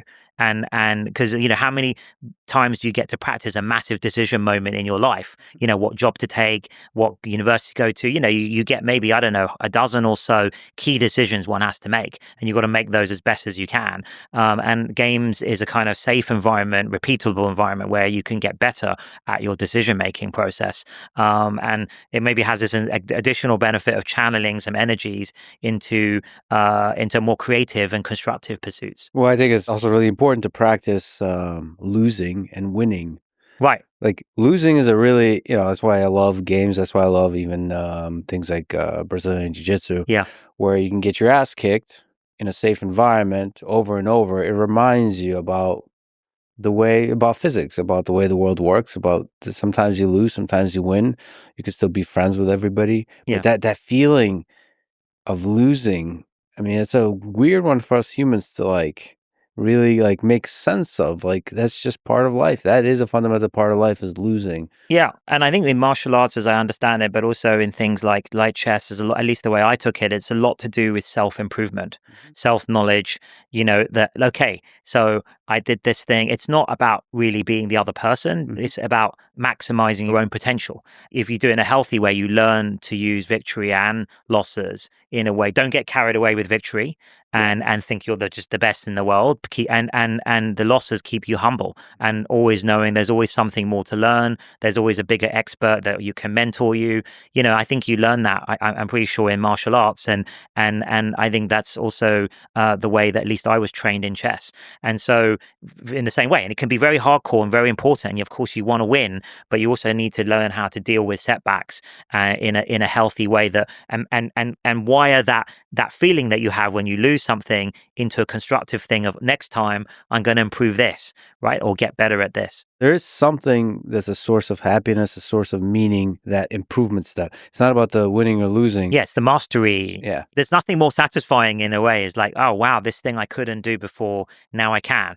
And again, games and physical sports and mental sports, their ways of measuring, they're beautiful because you can measure that progress, Yeah. I right? mean, there's something about, like, this is why I love role playing games, like the number go up of like my Yes, on the skill exactly. tree Like literally, that is a source of meaning for us humans. Whatever our Yeah, we're quite addicted to this sort of these numbers going up, and yeah, and maybe that's why we made games like that, yeah, because obviously that is something we're hill climbing systems ourselves, right? yeah. It would be quite sad if we didn't have Yeah, any mechanism by different color yeah, belts, all of the exactly. we do this everywhere, right? Where we just have this thing that it's It's great. and I don't want to dismiss that. That is a source of deep meaning for Yeah. us humans. So one of the incredible stories on the business, on the leadership side, is what Google has done over the past year. So I think it's fair to say that Google was losing on the LLM product side a year ago with Gemini 1.5, and now it's winning with Gemini 2.5. And you took the helm and you led this effort. What did it take to go from, let's say, quote unquote, losing to quote unquote winning in the span of a year? Yeah, well, firstly, it's absolutely incredible team that we have, led by Corey and Jeff Dean and Oriel, and the amazing team we have on Gemini. Absolutely world class. So you can't do it without the best talent. And of course, we have a lot of great compute as well. But then it's the research culture we've created, Mhm. right? And basically coming together, both different groups in Google. There was Google Brain, world class team, and then the old DeepMind, and pulling together all the best people and the best ideas and gathering around to make the absolute greatest system we could. And it was been hard, but we're all very competitive, and we, love research. This is so fun to do, and it's great to see our trajectory. It wasn't a given, but we're very pleased with the where we are, and the rate of progress is the most important thing. So if you look at where we've come to from 2 years ago to 1 year ago to now, I think we call it relentless progress, along with relentless shipping of that progress, is being very successful. And it's unbelievably competitive, the whole space, the whole AI space, with some of the greatest entrepreneurs and leaders and companies in the world all competing now, because everyone's realized how important AI is. And it's very, been pleasing for us to see that progress. Google's a gigantic company. Can you speak to the natural things that happen in that case? Is the bureaucracy that emerges? Like, you want to be careful, like, like the natural kind of, there's meetings and there's Yeah. managers and that. Like, what are some of the challenges from a leadership perspective breaking through that in order to, like you said, ship, like Yeah. the number of products, Yeah. Gemini related products that's been shipped over the past year is just insane. Right, it is. Yeah, exactly. That's what relentlessness looks like. I think it's a question of, like, any big company, ends up having a lot of layers of management and things like that. Is sort of the nature of how it works. But I still operate, and I was always operating with old DeepMind as a startup still, Mhm. large one, but still as a startup, and that's what we still act like today with Google DeepMind, and acting with decisiveness and the energy that you get from the best smaller organizations. And we try to get the best of both worlds, where we have this incredible billions of users, surfaces, incredible products that we can power up with our AI and our research, and that's amazing. And you can, that's very few places in the world you can get that, do incredible world class research on the one hand, and then plug it in and improve billions of people's lives the next day. That's a pretty amazing combination. And we're continually fighting and cutting away bureaucracy to allow the research culture and the relentless shipping culture to flourish. And I think we've got a pretty good balance, whilst being responsible with it, as you have to be, as a large company, and also with a number of, huge product surfaces that we have. So a funny thing you mentioned about, like, the surface with the billion. I had a conversation with a guy named brilliant guy here at the British Museum called Irvin Finkel. He's a world expert at cuneiforms, which is a ancient writing on Yeah. tablets, and he doesn't know about ChatGPT or Hmm. Gemini. He doesn't even know anything about AI. But his first encounter with this AI is AI mode on Yes. Google. Yes. He's like, "Is that what you're talking about? Yeah. This AI mode?" And then, it's just a reminder that there's a large part of the world that doesn't know about this AI thing. Yeah. And I know, like, it's funny because if you live on X and Twitter, and I mean, it's sort of, at least my feed, it's all AI, and there's certain places where, in the valley, and certain pockets where everyone's just, all they're thinking about is AI. But a lot of the normal world hasn't come across it yet. But And that's a great responsibility to their first interaction. yeah. The grand scale of the rural India or anywhere across the world, like you Right. get to. Right. And we want it to be as good as possible. And in a lot of cases, it's just under the hood, making something like maps or search Mhm. work better. And it's ideally for a lot of those people should just be seamless. It's just new technology that makes their lives more, productive and helps them. A bunch of folks on the Gemini product and engineering teams spoken extremely highly of you on another dimension that I almost didn't even expect, because I kind of think of you as the like deep scientist and caring about these big research scientific questions.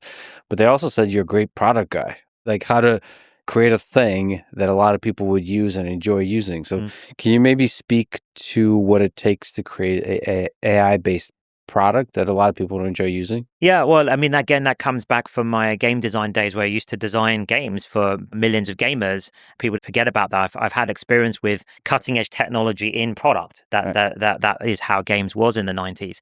And so I love actually the combination of cutting edge research and then being applied in a product and to power a new experience. And so I think it's the same skill really of imagining what it would be like to use it viscerally, and having good taste. Coming back to earlier, the same thing that's useful in science, I think is can also be useful in product design. And I've just had a very, always been a sort of multidisciplinary person. So I don't see the boundaries really between, arts and sciences or product and research. It's a continuum for me. I mean, I like working on products that are cutting edge. I wouldn't be able to, have cutting edge technology under the hood. I wouldn't be excited about them if they were just run of the mill products. So it requires this invention, creativity Mhm. capability. What are some specific things you kind of learned about when you, even on the LLM side, you're interacting with Gemini? Yeah. You're like, this doesn't feel like the layout, the Yes. interface, maybe the trade-off between the latency, like how to present to the user, how long to wait, Hmm. and how that waiting is shown, or the reasoning capabilities. There's some interesting things because, like you said, it's the very cutting edge. We don't know Yeah. how to present it correctly. So is there some specific things you've learned? I mean, it's such a fast evolving space. We're evaluating this all the time. But where we are today is that you want to continually simplify things, whether that's the interface Simplify, or yeah. what you build on top of the model. You kind of want to get out of the way of the model. The model train is coming down the track and it's improving unbelievably fast. This relentless progress we talked about earlier. You look at 2.5 versus 1.5, and it's just a gigantic improvement. And we expect that again for the future versions. And so the models are becoming more capable. So you've got the interesting thing about the design space in today's world, these AI first products, is you've got to design not for what the thing can do today, the technology can do today, but in a year's time. So you actually have to be a very technical product person because you've got to kind of have a good intuition for and feel for, okay, that thing that I'm dreaming about now can't be done today, but is the research track on schedule to basically intercept that in 6 months or a year's time? So you kind of got to intercept where this highly changing technology is going, as well as the new capabilities are coming online all the time that you didn't realize before that can allow like deep research to work. Or now we got video generation. What do we do with that? This multimodal stuff. Is it one question I have is it really going to be the current UI that we have today? These text box chats seems very unlikely. Once you think about these super multimodal systems, shouldn't it be something more like Minority Report, where you're sort of vibing with it in a kind of collaborative way, right? It seems very restricted today. I think we'll look back on today's interfaces and products and systems as quite archaic in maybe in just a couple of years. So I think there's a lot of space actually for innovation to happen on the product side as well as the research side. And then we were offline talking about this keyboard. Is the open question is how, when, and how much will we move to audio as the primary way of interacting with the machines around us versus typing stuff? Yeah, I mean, typing is a very low bandwidth way of doing it, even if you're a very fast, typer. And I think we're going to have to start utilizing other devices, whether that's smart glasses, audio, earbuds, and eventually maybe some sorts of neural devices where we can increase the input and the output bandwidth to something, maybe 100x of what is today. I think that, underappreciated art form is the interface design. I think you can not unlock the power of the intelligence of a system if you don't have the right interface. The interface is really the way you unlock its power. Yeah. It's such an interesting question of how to do that. Yeah. So how you would think like getting out of the way isn't real art form. Yes. It's the sort of thing that I guess Steve Jobs always talked about, right? It's simplicity, beauty, and elegance that we want, right? And we're not there. Nobody's there yet, in my opinion. And that's what I would like us to get to. Again, it sort of speaks to like Go again, right? As a game, the most elegant, beautiful game. Can you, can you make an interface as beautiful as that?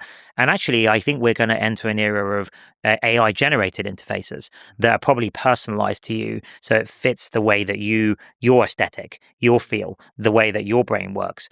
And the AI kind of generates that depending on the task. That feels like that's probably the direction we'll end up in. Yeah, because some people are power users and they want every single parameter on Right. screen, everything based, like perhaps me with a keyboard based navigation. I like to have shortcuts for everything. And some people like the minimalism. Just hide all of that complexity. Completely. Yeah, exactly. Yeah. Well, I'm glad you have a Steve Jobs mode in you as well. This is great. Einstein mode, Steve Jobs mode. All right, let me try to trick you into answering a question. When will Gemini 3 come out? Is it before or after GTA 6? The world waits for both. And what does it take to go from 2.5 to 3.0? Because it seems like there's been a lot of releases of 2.5 which are already leaps in performance. So what does it even mean to go to a new version? Is it about performance? Is it about a completely different flavor of an experience?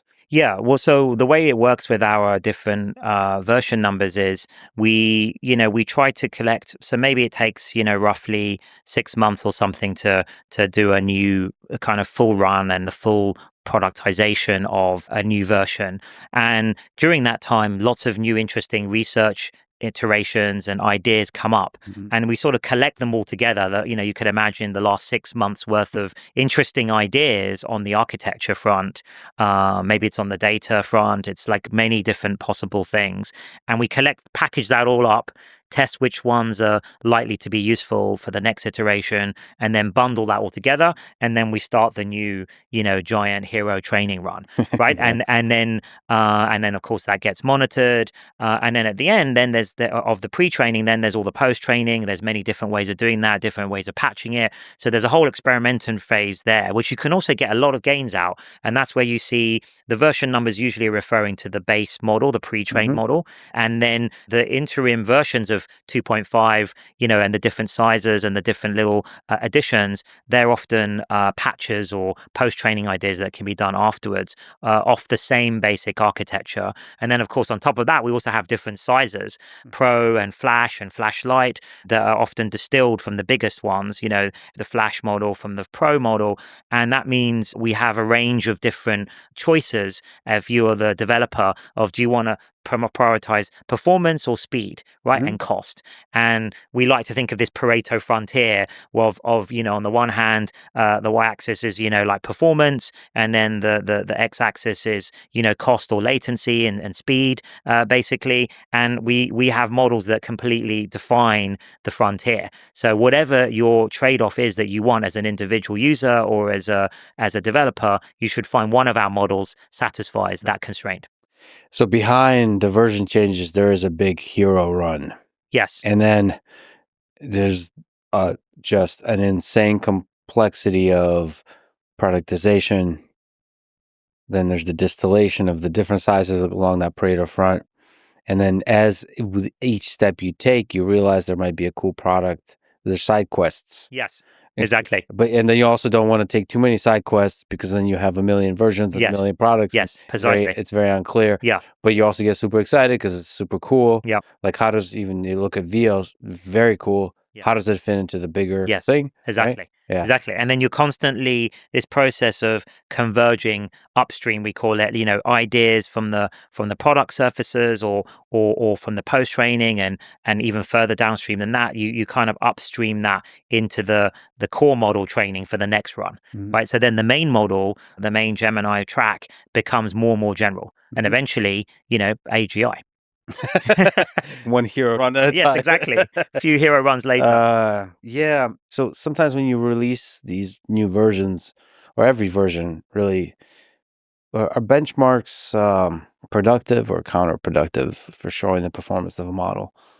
You need them, and but it's important that you don't overfit to them, right? So there shouldn't be the be all and end all. So there's LM Arena, or it used to be called Elemsys. That's one of them that turned out sort of organically to be one of the main ways people like to test these systems, at least the chatbots. Obviously, there's loads of academic benchmarks from that test mathematics and coding ability, general language ability, science ability, and so on. And then we have our own internal benchmarks that we care about. It's a kind of multi-objective optimization problem, right? You don't want to be good at just one thing. We're trying to build general systems that are good across the board, and you try and make no regret improvements. So where you improve Yeah.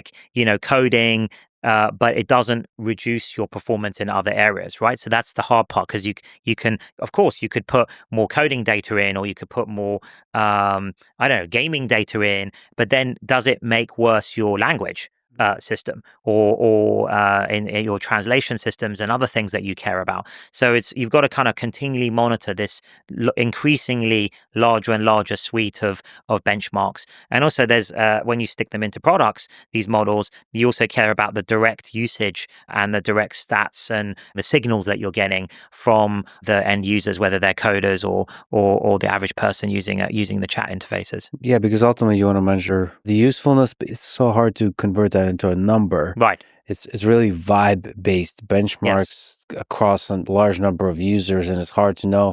And it would be just terrifying to me you have a much smarter model, but it's just something vibe-based. It's not quite working. That's such a scary, because and everything you just said, it has to be smart and useful across so many domains. So you get super excited because it's all of a sudden solving programming problems it's never been able to solve before, but now it's crappy at poetry or Yes. something. And it's just, Right. I don't know, that's so difficult, To because balance. Yeah. to balance, and because you can't really trust the benchmarks. You Hmm. really have to trust the end users. Yeah. And then other things that are even more esoteric come into play, like the style of the persona of the system, how it, is it verbose, is it succinct, is it humorous, and different people like different things. Yeah. So it's very interesting. It's almost like cutting edge part of psychology research or personality research. I used to do that in my PhD, like 5-factor personality. What do we actually want our assistants to be like? And different people will like different things as well. So these are all just sort of new problems in product space that I don't think have ever really been tackled before, but we're going to sort of rapidly have to deal with now. I think it's a super fascinating space, developing the character of the thing. Yeah. And in so doing, it puts a mirror to ourselves. What are the kind of things that we like? Because prompt engineering allows you to control a lot of those elements, but can the product uh, make it easier for you to control the different flavors of those experiences, the different characters that you interact with? Yeah, exactly. So what's the probability of Google DeepMind winning? Well, I don't see it as sort of winning. I mean, I think winning is the wrong way to look at it, given how important and consequential what it is we're building. So, funnily enough, I try not to view it like a game or competition, even though that's a lot of my mindset. It's about, in my view, all of us those of us at the leading edge, have a responsibility to steward this unbelievable technology that could be used for incredible good, but also has risks. Steward it safely into the world for the benefit of humanity. That's always what I've dreamed about and what we've always tried to do. And I hope that's what eventually the community, maybe the international community, will rally around when it becomes obvious that as we get closer and closer to AGI, that that's what's needed.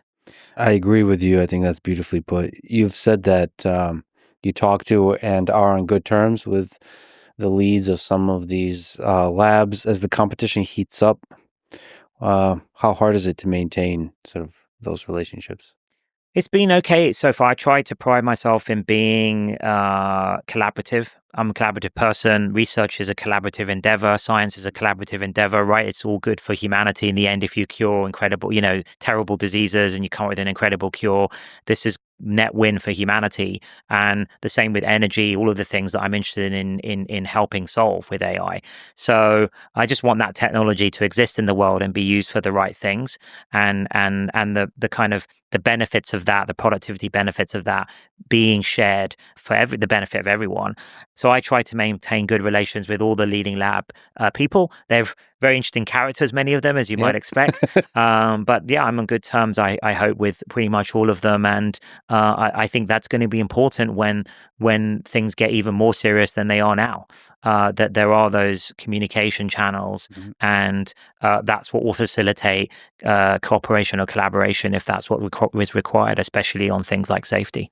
Yeah, I hope there's some collaboration on stuff that's sort of less high stakes, and in so doing serves as a mechanism for maintaining friendships and relationships. So, for example, I think the internet would love it if you and Elon somehow collaborated on creating a video game, that kind of thing. Right. That I think that enables camaraderie and good terms, and also you two are legit gamers, so it's just Yeah. fun to Yeah, create that stuff would be together. awesome, and we've talked about that in the past, and it may be a cool thing that we can do. And I agree with you. It'd be nice to have um, kind of side projects in a way where one can just lean into the collaboration aspect of it, and it's a sort of win-win for both sides, and it kind of builds up that collaborative muscle. I see the scientific endeavor as that kind of side project for humanity, Yeah.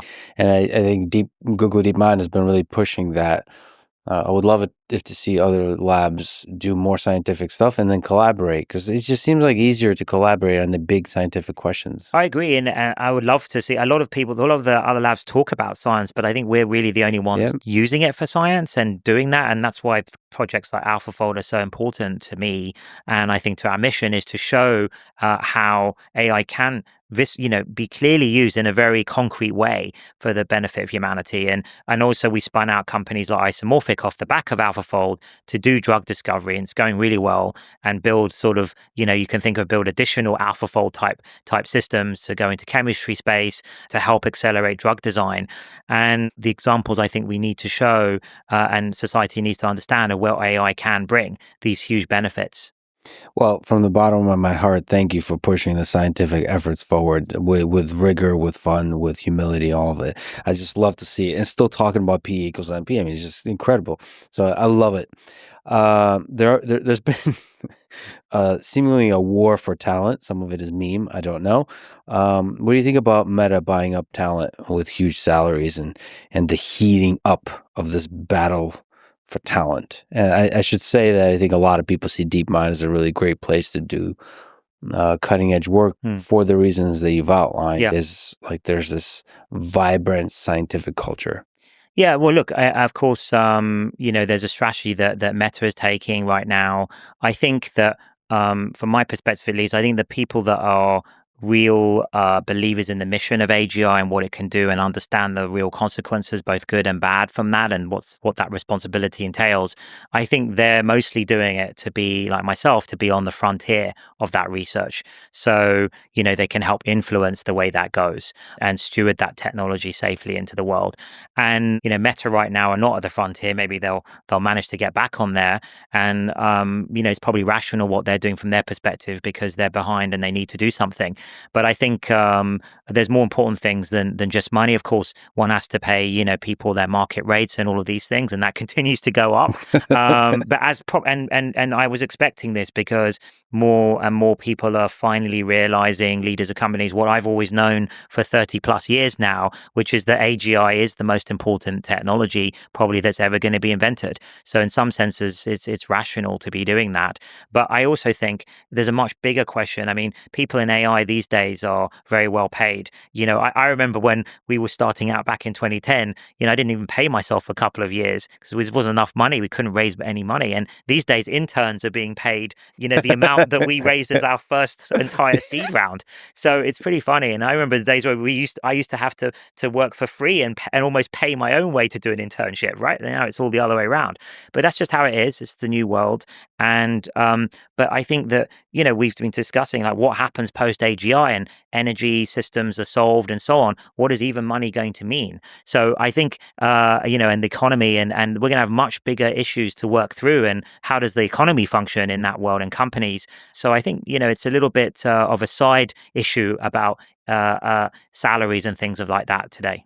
Yeah, when you're facing such gigantic consequences and gigantic, fascinating scientific Right, questions, which for sure. maybe are only a few years away. So So, on the practical, sort of pragmatic sense, if we zoom in on jobs, we can look at programmers because it seems like AI systems are currently doing incredibly well at programming, and increasingly so. So, a lot of people that program for a living, love programming, are worried they will lose their jobs. How worried should they be, do you think? And what's the right way to sort of adjust to the new reality and ensure that you survive and thrive as a human in the programming world? Well, it's interesting that programming, and it's again counterintuitive to what we thought years ago, maybe that some of the skills that we think of as harder skills are turned out maybe to be the easier ones for various reasons. But, coding and maths, because you can create a lot of synthetic data and verify if that data is correct. Mm-hmm. So because of that nature of that, it's easier to make things like synthetic data to train from. It's also an area, of course, we're all interested in because as programmers, right, to help us and get faster at it and more productive. So I think for the next era, like the next 5-10 years, I think what we're going to find is people who are kind of embrace these technologies, become almost at one with them, whether that's in the creative industries or the technical industries, will become sort of superhumanly productive, I think. So the great programmers will be even better, but they'll be even 10x even what they are today. And because there you'll be able to use their skills to utilize the tools to the maximum, exploit them to the maximum. And so I think that's what we're going to see in the next domain. So that's going to cause quite a lot of change, right? And so that's coming. A lot of people benefit from that. So I think one example of that is if coding becomes easier, it becomes available to many more creatives to do more. But I think the top programmers will still have huge advantages in terms of going back to specifying what the architecture should be, the questions should be, how to guide these coding assistants in a way that's useful, and check whether the code they produce is good.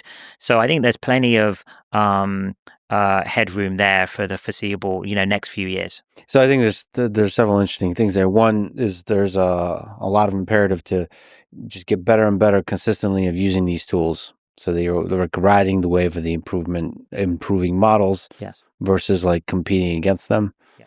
But sadly, that's the nature of life on Earth. There could be a huge amount of value to certain kinds of programming at the cutting edge, and less value to other kinds. For example, it could be like front end web design might be more amenable to as you mentioned, to generation by AI systems, and maybe, for example, game engine design or something like this, or backhand design, or guiding systems in high performance situations, high performance programming type of design decisions.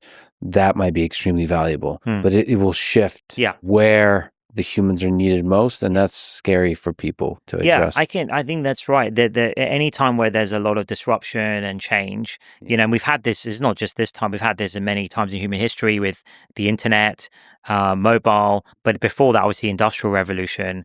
And it's going to be one of those eras where there will be a lot of change. I think there'll be new jobs we can't even imagine today, just like the internet created.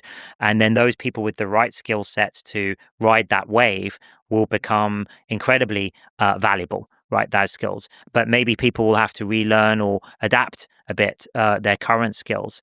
And it's the thing that's going to be harder to deal with this time around is that I think what we're going to see is something like probably 10 times the impact the Industrial Revolution had, but 10 times faster as well. Right. So instead of 100 years, it takes 10 years.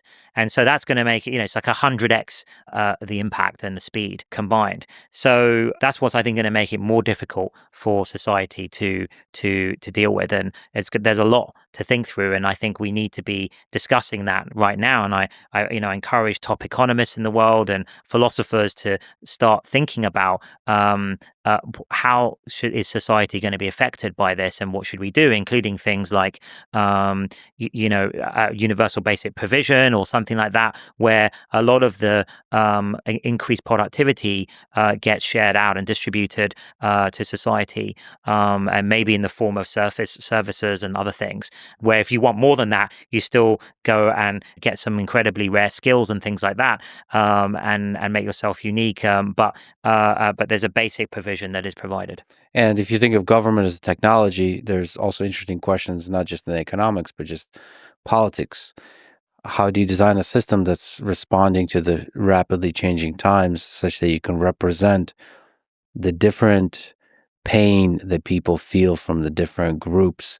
And how do you reallocate resources in a way that addresses that pain and represents the hope and the pain and the fears of different people in a way that doesn't lead to division? Because politicians are often really good at sort of fueling the division and using that to get elected, the other defining the other and then saying that's bad, and sort of based on that, I think that's often counterproductive to leveraging a rapidly changing technology, how to help the world flourish. So we almost need to improve our political systems as well rapidly, if you think of them as a technology. Definitely. And I think we'll need new governance structures, institutions probably to help with this transition.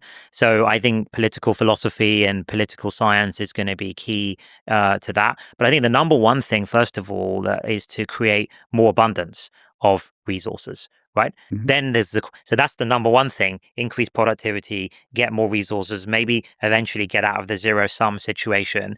Then the second question is how to use those resources and distribute those resources. But yeah, you can't do that without having that abundance first. You mentioned to me the book The Maniac by Benjamin Lebatut, a book on first of all, about you. There's a bio about you. It's strange, yeah. It's unclear. Yes, sure. It's unclear how much is fiction, how much is reality. But I think the central figure that is John von Neumann. I would say it's a haunting and beautiful exploration of madness and genius, and let's say the double-edged sword of discovery. And for people who don't know, John von Neumann is a kind of legendary mind. He contributed to quantum mechanics. He was on the Manhattan Project. He is widely considered to be the father of, or pioneered, the modern computer and AI and so on. So many people say he's like one of the smartest humans ever. So it's just fascinating. And what's also fascinating as a person who saw nuclear science and physics become the atomic bomb. So you got to see ideas become a thing that has a huge amount of impact on the world. He also foresaw the same thing for computing. Yeah. And that's a little bit, again, beautiful and haunting aspect of the book. Then taking a leap forward and looking at this, at least at all AlphaZero, AlphaGo, AlphaZero big moment that maybe John von Neumann's thinking was brought to reality.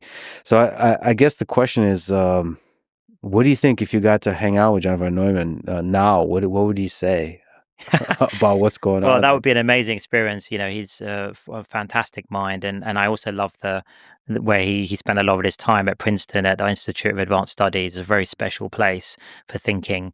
And it's amazing how much of a polymath he was, and the spread of things he helped invent, including, of course, the von Neumann architecture that all the modern computers are based on. And he had amazing foresight. I think he would have loved where we are today, and he would have I think he would have really enjoyed AlphaGo being game. He also did game theory. I think he foresaw a lot of what would happen with learning machine systems that are kind of grown, I think he called it, rather than programmed. I'm not sure how maybe he wouldn't even be that surprised. There's the fruition of what I think he already foresaw in the 1950s.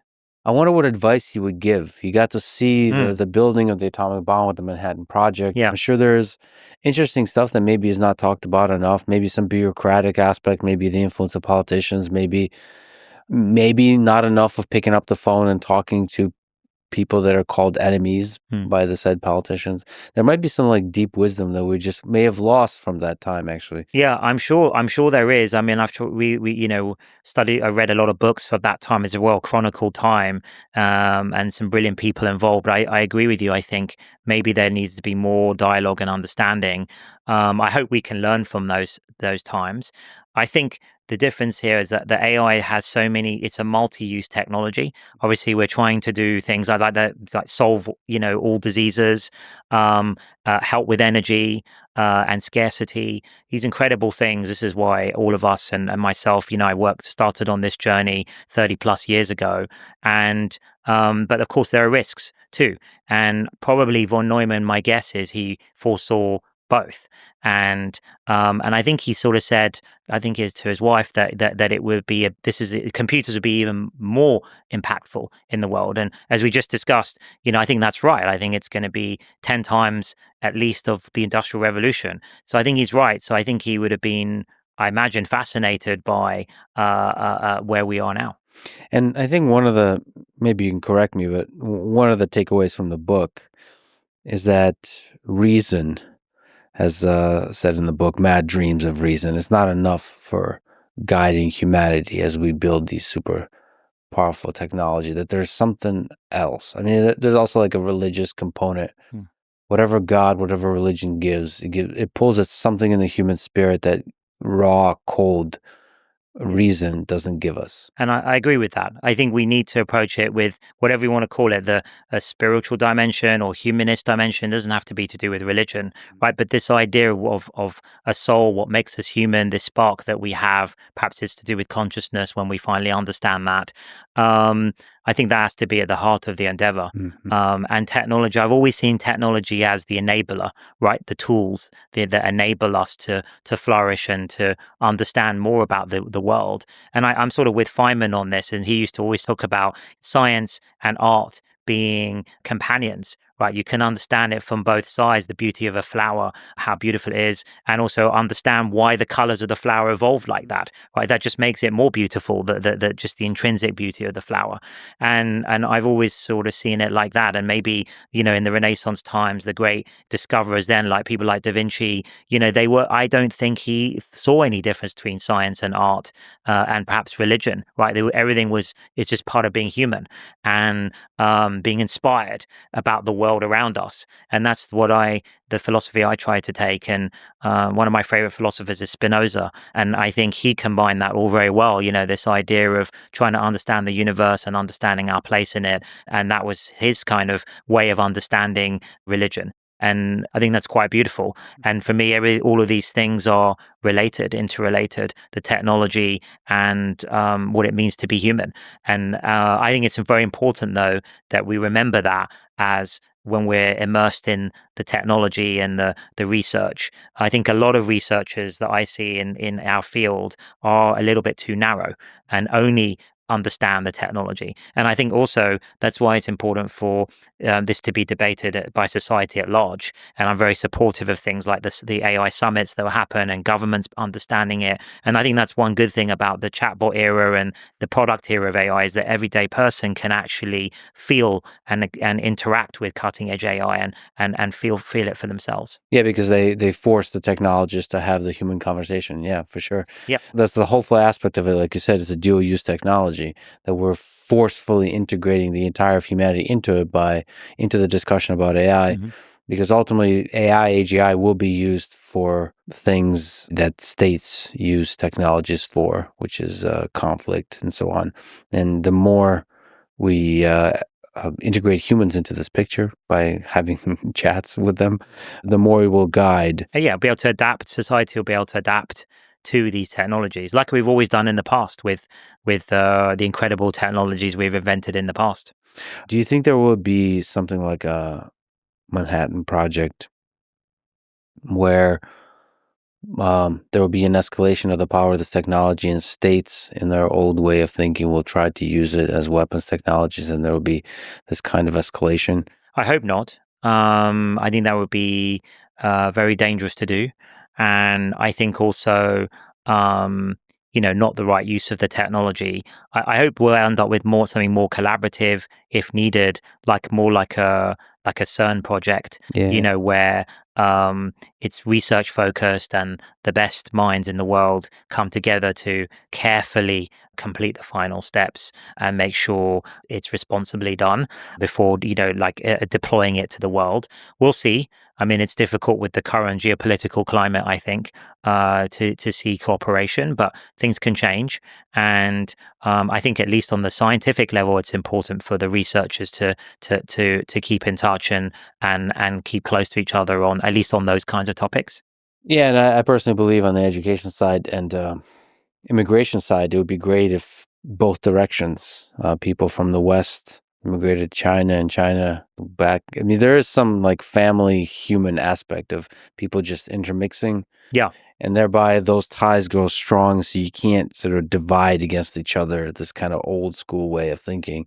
And so multicultural, multidisciplinary research teams working on scientific questions, that's like the hope. Don't let the leaders that are warmongers, because it divide us. I think science is the ultimately really beautiful connector. Yeah, science has always been, I think, quite a very collaborative endeavor, Mm-hmm. and scientists know that it's a collective endeavor as well, and we can all learn from each other. So perhaps it could be a vector to get a bit of cooperation. What's your ridiculous question? What's your P-doom? Probability that human civilization destroys itself.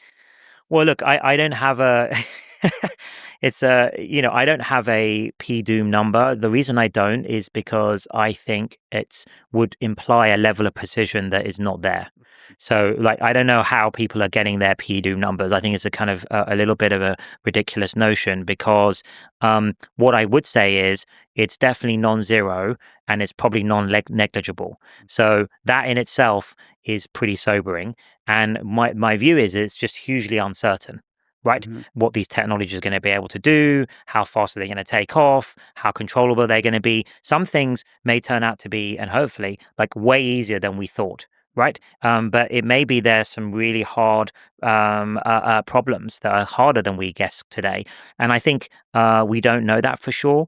And so under those conditions of a lot of uncertainty, but huge stakes both ways, on the one hand, we could solve all diseases, energy problems, the scarcity problem, and then travel to the stars and consciousness of the stars and maximum human flourishing. On the other hand, is this sort of P-doom scenarios. So given the uncertainty around it and the importance of it, it's clear to me the only rational, sensible approach is to proceed with cautious optimism. So we want the outcome, we want the benefits, of course, and all of the amazing things that AI can bring. And actually, I would be really worried for humanity if given the other challenges that we have, climate, disease, aging, resources, all of that. If I didn't know something like AI was coming down the line, right? How would we solve all those other problems? I think it's hard. So I think it could be amazingly transformative for good. But on the other hand, there are these risks that we know are there, but we can't quite quantify. So the best thing to do is to use the scientific method to do more research, to try and more precisely define those risks and, of course, address them. And I think that's what we're doing. I think there probably needs to be 10 times more effort on that than there is now, as we're getting closer and closer to the AGI line. What would be the source of worry for you more? Would it be human caused or AGI caused? Yeah. So humans abusing that technology versus AGI itself through mechanism that you've spoken about, which is fascinating, deception or this kind of stuff. Yes. Getting better and better and better secretly, and then I think escapes. they operate over different timescales, and they're equally important to address. So there's just the common garden variety of, like, bad actors using new technology, in this case general purpose technology, and repurposing it for harmful ends, and that's a huge risk. And I think that has a lot of complications, because generally, I'm in huge favor of open science and open source. And in fact, we did it with all our science projects like AlphaFold and all of those things, for the benefit of the scientific community. But how does one restrict bad actors access to these powerful systems, whether they're individuals or even rogue states, but enable access at the same time to good actors to maximally build on top of. It's a pretty tricky problem that I've not heard a clear solution to. So there's the bad actor use case problem, and then there's obviously as the systems become more agentic and closer to AGI and more autonomous, how do we ensure the guardrails and they stick to what we want them to do and under our control? Yeah, I tend to, maybe on my mind is limited, worry more about the humans, so the bad Hmm. actors. And there it could be, in part, how do you not put destructive technology in the hands of bad actors? But in another part, from again, geopolitical technology perspective, how do you reduce the number of bad actors in the world? That's also an interesting human problem. Yeah, it's a hard problem. I mean, look, we can maybe also use the technology itself to help um, early warning on some of the bad Yeah. actor use cases, right? Whether that's bio or nuclear or whatever it is, like AI could be potentially helpful there as long as the AI that you're using is itself reliable, right? So it's a sort of interlocking problem, and that's what makes it very tricky. And again, it may require some agreement internationally, at least between China and and the US, of some basic standards, right? I have to ask you about the book, The Maniac. There's this the hand of God moment. Lisa Dahl's Move 78. Hmm. That perhaps the last time a human did a move of sort of pure human genius and beat AlphaGo or like broke its brain. Yes. If sorry to anthropomorphize, but it's an interesting moment because I think in so many domains it will keep happening. Yeah, it's a special moment, and it was great for Lisa Doll, and I think it's in a way they was kind of inspiring each other. We as a team were inspired by Lisa Doll's brilliance and nobleness, and then maybe he got inspired by what AlphaGo was doing to then conjure this incredible inspirational moment. It's all captured very well in the documentary about it, Yes. and I think that will continue in many domains where there's this, at least for the foreseeable future of like humans bringing in their ingenuity and asking the right question, let's say, and then utilizing these tools in a way that then cracks a problem. Yeah, what as the AI becomes smarter and smarter, one of the interesting questions we can ask ourselves is what makes humans special? It does feel, perhaps biased, that we humans are deeply special. I don't know if it's our intelligence. It could be something else, that other thing that's outside the mad dreams of reason. I think that's what I've always imagined when I was a kid and starting on this journey of like, I was of course fascinated by things like consciousness. Did a neuroscience PhD to look at how the brain works, especially imagination and memory. I focused on the hippocampus, and it's sort of going to be interesting. I always thought the best way, of course, one can philosophize about it and have thought experiments, and maybe even do actual experiments like you do in neuroscience on real brains. But in the end, I always imagined that building AI, a kind of intelligent artifact, and then comparing that to the human mind and seeing what the differences were, would be the best way to uncover what's special about the human mind, if indeed there is anything special. And I suspect there probably is, but it's going to be hard to, I think this journey we're on will help us understand that and define that. And, there may be a difference between carbon based substrates that we are and silicon ones when they process information. One of the best definitions I like of consciousness is it's the way information feels when we process it, right? Yeah. It could be. I mean, it's not a very helpful scientific explanation, but I Uh, think it's kind of interesting, intuitive one. And so on this journey, this scientific journey we're on, will I think help uncover that mystery.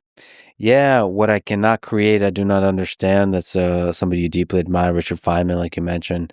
You also reach for the Wigner's dreams of universality that he saw in constrained domains, but also broadly, generally in mathematics and so on. So, Hmm. so many aspects on which you're pushing towards, not to start trouble at the end, but Roger Penrose. Yes.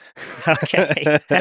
So, do you think consciousness, there's this hard problem of consciousness, how information feels? Um, do you think consciousness, first of all, is a computation? And if it's information processing, like you said, everything is it something that could be modeled by a classical computer? Yeah. Or is it a quantum mechanical in nature? Well, look, Penrose is an amazing thinker, one of the greatest of the modern era, and we've had a lot of discussions about this. Of course, we cordially disagree, which is, I feel like, I mean, he collaborated with a lot of good neuroscientists to see if he could find mechanisms for quantum mechanics behavior in the brain, and to my knowledge, they haven't found anything convincing yet.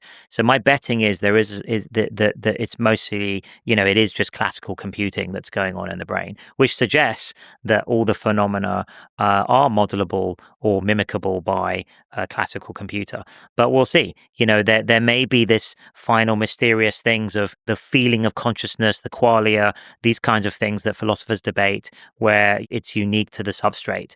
We may even come towards understanding that if we do things like Neuralink and have neural interfaces to the AI systems, which I think we probably will eventually, maybe to keep up with the AI systems, we might actually be able to feel for ourselves what it's like to compute on silicon, right? So, and maybe that will tell us.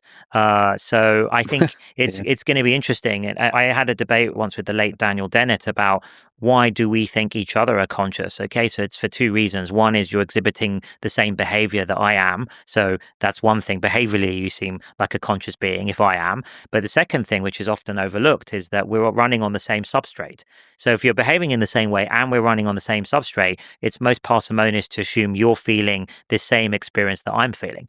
But with an AI, that's on silicon, we won't be able to rely on the second part, even if it exhibits the first part, that behavior looks like a behavior of a conscious being. It might even claim it is, but we wouldn't know how it actually felt, and it probably couldn't know what we felt. At least in the first stages. Maybe when we get to superintelligence and the technologies that builds, perhaps we'll be able to bridge that. No, I mean that's a huge test for radical empathy.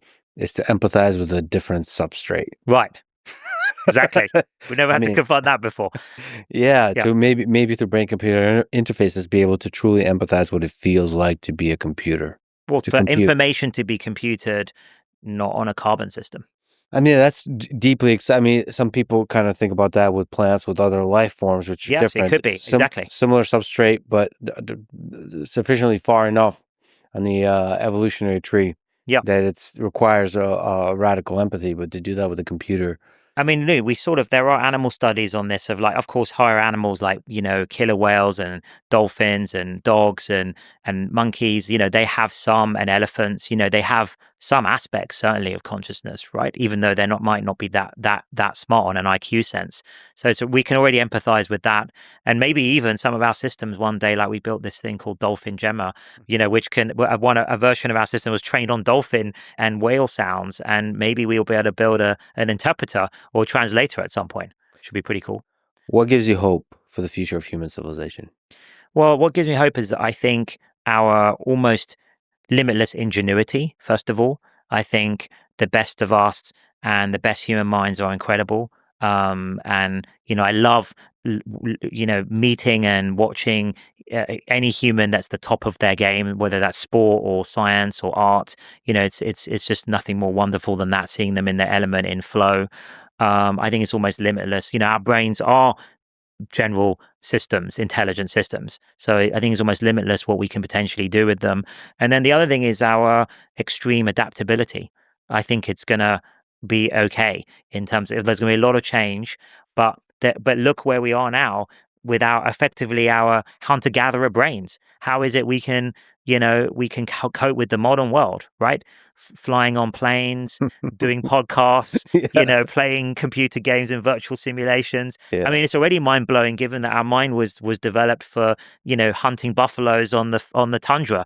And so I think this is just the next step. And it's actually kind of interesting to see how society's already adapted to this mind-blowing AI technology we have today already. It's sort of like, I talk to chatbots, totally fine. And it's very possible that this very podcast activity, which I'm here for, will be completely replaced by AI. Well, I'm very replaceable, and I'm waiting for it. Not to the level that you can do it, Lex, I don't think. Thank you. That's what we humans do to each other. We compliment. Exactly.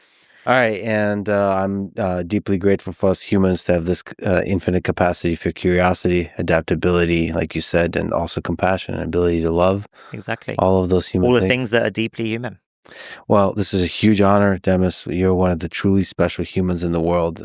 Thank you so much for doing what you do and for talking today. Well, thank you very much, Lex. Thanks for listening to this conversation with Demis Hassabis. And now, let me answer some questions and try to articulate some things I've been thinking about. I got a lot of amazing questions, thoughts, and requests from folks. I'll keep trying to pick some randomly and comment on it at the end of every episode. I got a note on May 21st this year that said, "Hi Lex, 20 years ago today, David Foster Wallace delivered his famous 'This is Water' speech at Kenyon College. What do you think of this speech?" Well, first, I think this is probably one of the greatest and most unique commencement speeches ever given. But of course, I have many favorites, including the one by Steve Jobs. And David Foster Wallace is one of my favorite writers and one of my favorite humans. There's a tragic honesty to his work, and it always felt as if he was engaging in a constant battle with his own mind. And his writing, were kind of his notes from the front lines of that battle. Now, onto the speech, let me quote some parts. There's, of course, the parable of the fish and the water that goes, "There are these two young fish swimming along, and they happen to meet an older fish swimming the other way, who nods at them and says, 'Morning, boys, how's the water?' And the two young fish swim on for a bit, and then eventually one of them looks over at the other and goes, 'What the hell is water?'" In the speech, David Foster Wallace goes on to say, the point of the fish story is merely that the most obvious, important realities are often the ones that are hardest to see and talk about. Stated as an English sentence, of course, this is just a banal platitude. But the fact is that in the day-to-day trenches of adult existence, banal platitudes can have a life or death importance. Or so I wish to suggest to you in this dry and lovely morning. I have several takeaways from this parable and the speech that follows. First, I think we must question everything, and in particular the most basic assumptions about our reality, our life, and the very nature of existence. And that this project is a deeply personal one. In some fundamental sense, nobody can really help you in this process of discovery. The call to action here, I think, from David Foster Wallace, as he puts it, is to quote, "to be just a little less arrogant, to have just a little more critical awareness about myself and my certainties." Because a huge percentage of the stuff that I tend to be automatically certain of is, it turns out, totally wrong and deluded. All right, back to me, Lex speaking.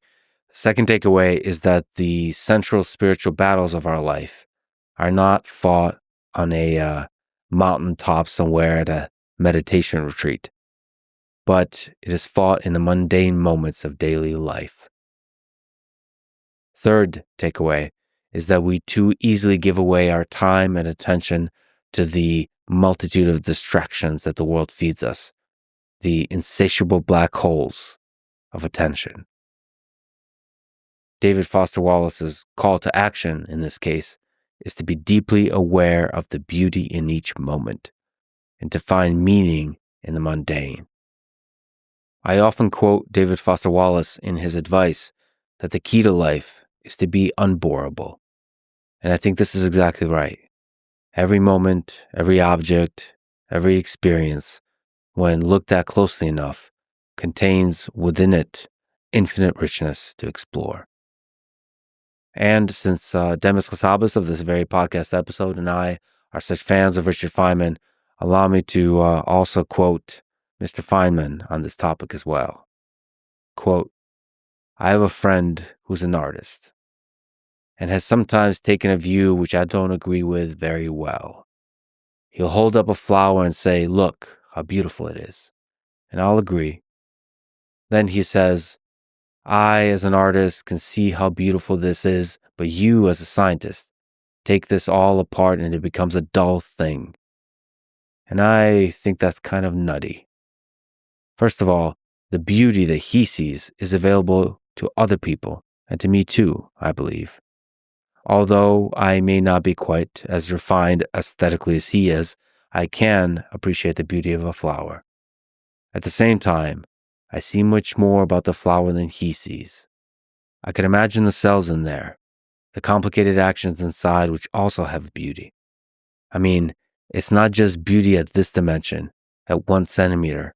There's also beauty at the smaller dimensions, their inner structure, also the processes. The fact that the colors in the flower evolved in order to attract insects to pollinate it is interesting. It means that the insects can see the color. It adds a question. Does this aesthetic sense also exist in lower forms? Why is it aesthetic? All kinds of interesting questions, which the science knowledge only adds to the excitement, the mystery, and the awe of a flower. It only adds. All right, back to David Foster Wallace's speech. He has a great story in there that I particularly enjoy. It goes, there are these 2 guys sitting together in a bar in the remote Alaskan wilderness. One of the guys is religious. The other is an atheist. And the 2 are arguing about the existence of God with that special intensity that comes after about the 4th beer. And the atheist says, look, it's not like I don't have actual reasons for not believing in God. It's not like I haven't ever experimented with the whole God and prayer thing. Just last month, I got caught away from the camp in that terrible blizzard. And I was totally lost, and I couldn't see a thing. And it was 50 below. And so I tried it. I fell to my knees in the snow and cried out, oh God, if there is a God, I'm lost in this blizzard, and I'm going to die if you don't help me. And now, back in the bar, the religious guy looks at the atheist all puzzled. Well, then you must believe now, he says. After all, there you are, alive. The atheist just rolls his eyes. No, man. All that happened was a couple of Eskimos happened to be wandering by and showed me the way back to the camp. All this, I think, teaches us that everything is a matter of perspective, and that wisdom may arrive if we have the humility to keep shifting and expanding our perspective on the world. Thank you for allowing me to talk a bit about David Foster Wallace. He's one of my favorite writers, and he's a beautiful soul. If I may, one more thing I wanted to briefly comment on. I find myself to be in this strange position of getting attacked online often from all sides, including being lied about, sometimes through selective misrepresentation, but often through downright lies. I don't know how else to put it. This all breaks my heart, frankly. But I've come to understand that it's the way of the internet and the cost of the path I've chosen. There's been days when it's been rough on me mentally. It's not fun being lied about, especially when it's about things that are usually, for a long time, have been a source of happiness and joy for me. But again, that's life. I'll continue exploring the world of people and ideas with empathy and rigor, wearing my heart on my sleeve as much as I can. For me, that's the only way to live. Anyway, a common attack on me is about my time at MIT and Drexel, 2 great universities I love and have tremendous respect for. Since a bunch of lies have accumulated online about me on these topics, to a sad and at times hilarious degree, I thought I would once more state the obvious facts about my bio for the small number of you who may care. TLDR, 2 things. First, as I say often, including in a recent podcast episode that somehow was listened to by many millions of people, I proudly went to Drexel University for my bachelor's, master's, and doctorate degrees. Second, I am a research scientist at MIT and have been there in a paid research position for the last 10 years. Allow me to elaborate a bit more on these 2 things now, but please skip if this is not at all interesting. So like I said, a common attack on me is that I have no real affiliation with MIT. The accusation, I guess, is that I'm falsely claiming an MIT affiliation because I taught a lecture there once. Nope, that accusation against me is a complete lie. I have been at MIT for over 10 years in a paid research position from 2015 to today. To be extra clear, I'm a research scientist at MIT working in LIDS, the Laboratory for Information and Decision Systems in the College of Computing.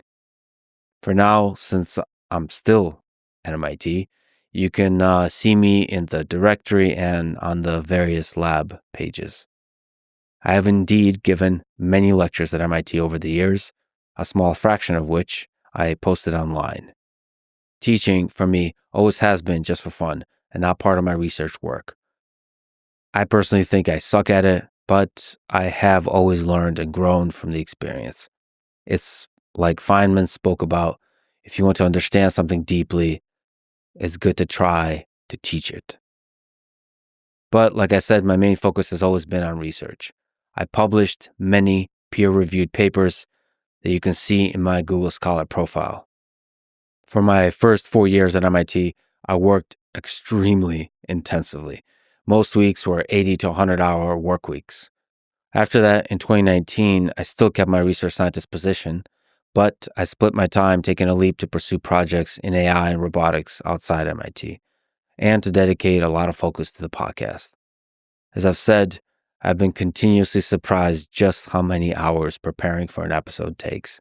There are many episodes of the podcast for which I have to read, write, and think for 100, 200 or more hours across multiple weeks and months. Since 2020, I have not actively published research papers. Just like the podcast, I think it's something that's a serious full-time effort. But not publishing and doing full-time research has been eating at me because I love research and I love programming and building systems that test out interesting technical ideas, especially in the context of human AI or human robot interaction. I hope to change this in the coming months and years. What I've come to realize about myself is if I don't publish or if I don't launch systems that people use, I definitely feel like a piece of me is missing. It legitimately is a source of happiness for me.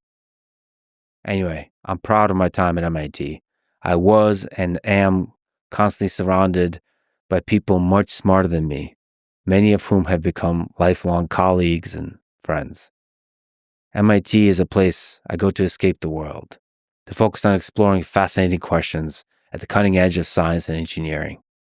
This, again, makes me truly happy. And it does hit pretty hard on a psychological level when I'm getting attacked over this. Perhaps I'm doing something wrong. If I am, I will try to do better. In all this discussion of academic work, I hope you know that I don't ever mean to say that I'm an expert at anything. In the podcast and in my private life, I don't claim to be smart. In fact, I often call myself an idiot and mean it. I try to make fun of myself as much as possible and, in general, to celebrate others instead. Now, to talk about Drexel University, which I also love, am proud of, and am deeply grateful for my time there. As I said, I went to Drexel for my bachelor's, master's, and doctorate degrees in computer science and electrical engineering. I've talked about Drexel many times, including, as I mentioned, at the end of a recent podcast, the Donald Trump episode, funny enough, that was listened to by many millions of people, where I answered a question about graduate school and explained my own journey at Drexel and how grateful I am for it. If it's at all interesting to you, please go listen to the end of that episode or watch the related clip. At Drexel, I met and worked with many brilliant researchers and mentors from whom I've learned a lot about engineering, science, and life. There are many valuable things I gained from my time at Drexel. First, I took a large number of very difficult math and theoretical computer science courses. They taught me how to think deeply and rigorously, and also how to work hard and not give up, even if it feels like I'm too dumb to find a solution to a technical problem. Second, I programmed a lot during that time, mostly C, C++. I programmed robots, optimization algorithms, computer vision systems, wireless network protocols, multimodal machine learning systems, and all kinds of simulations of physical systems. This is where I really develop a love for programming, including, yes, Emacs and the Kinesis keyboard. I also, during that time, read a lot. I played a lot of guitar, wrote a lot of crappy poetry, and trained a lot of in judo and jiu-jitsu, which I cannot sing enough praises to. Jiu-jitsu humbled me on a daily basis throughout my 20s, and it still does to this very day whenever I get a chance to train. Anyway, I hope that the folks who occasionally get swept up in the chanting online crowds that want to tear down others don't lose themselves in it too much.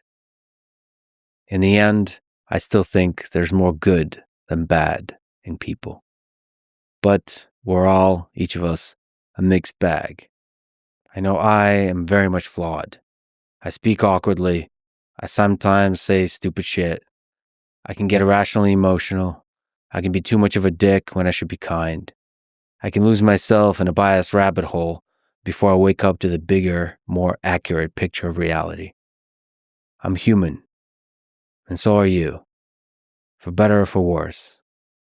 And I do still believe we're in this whole beautiful mess together. I love you all.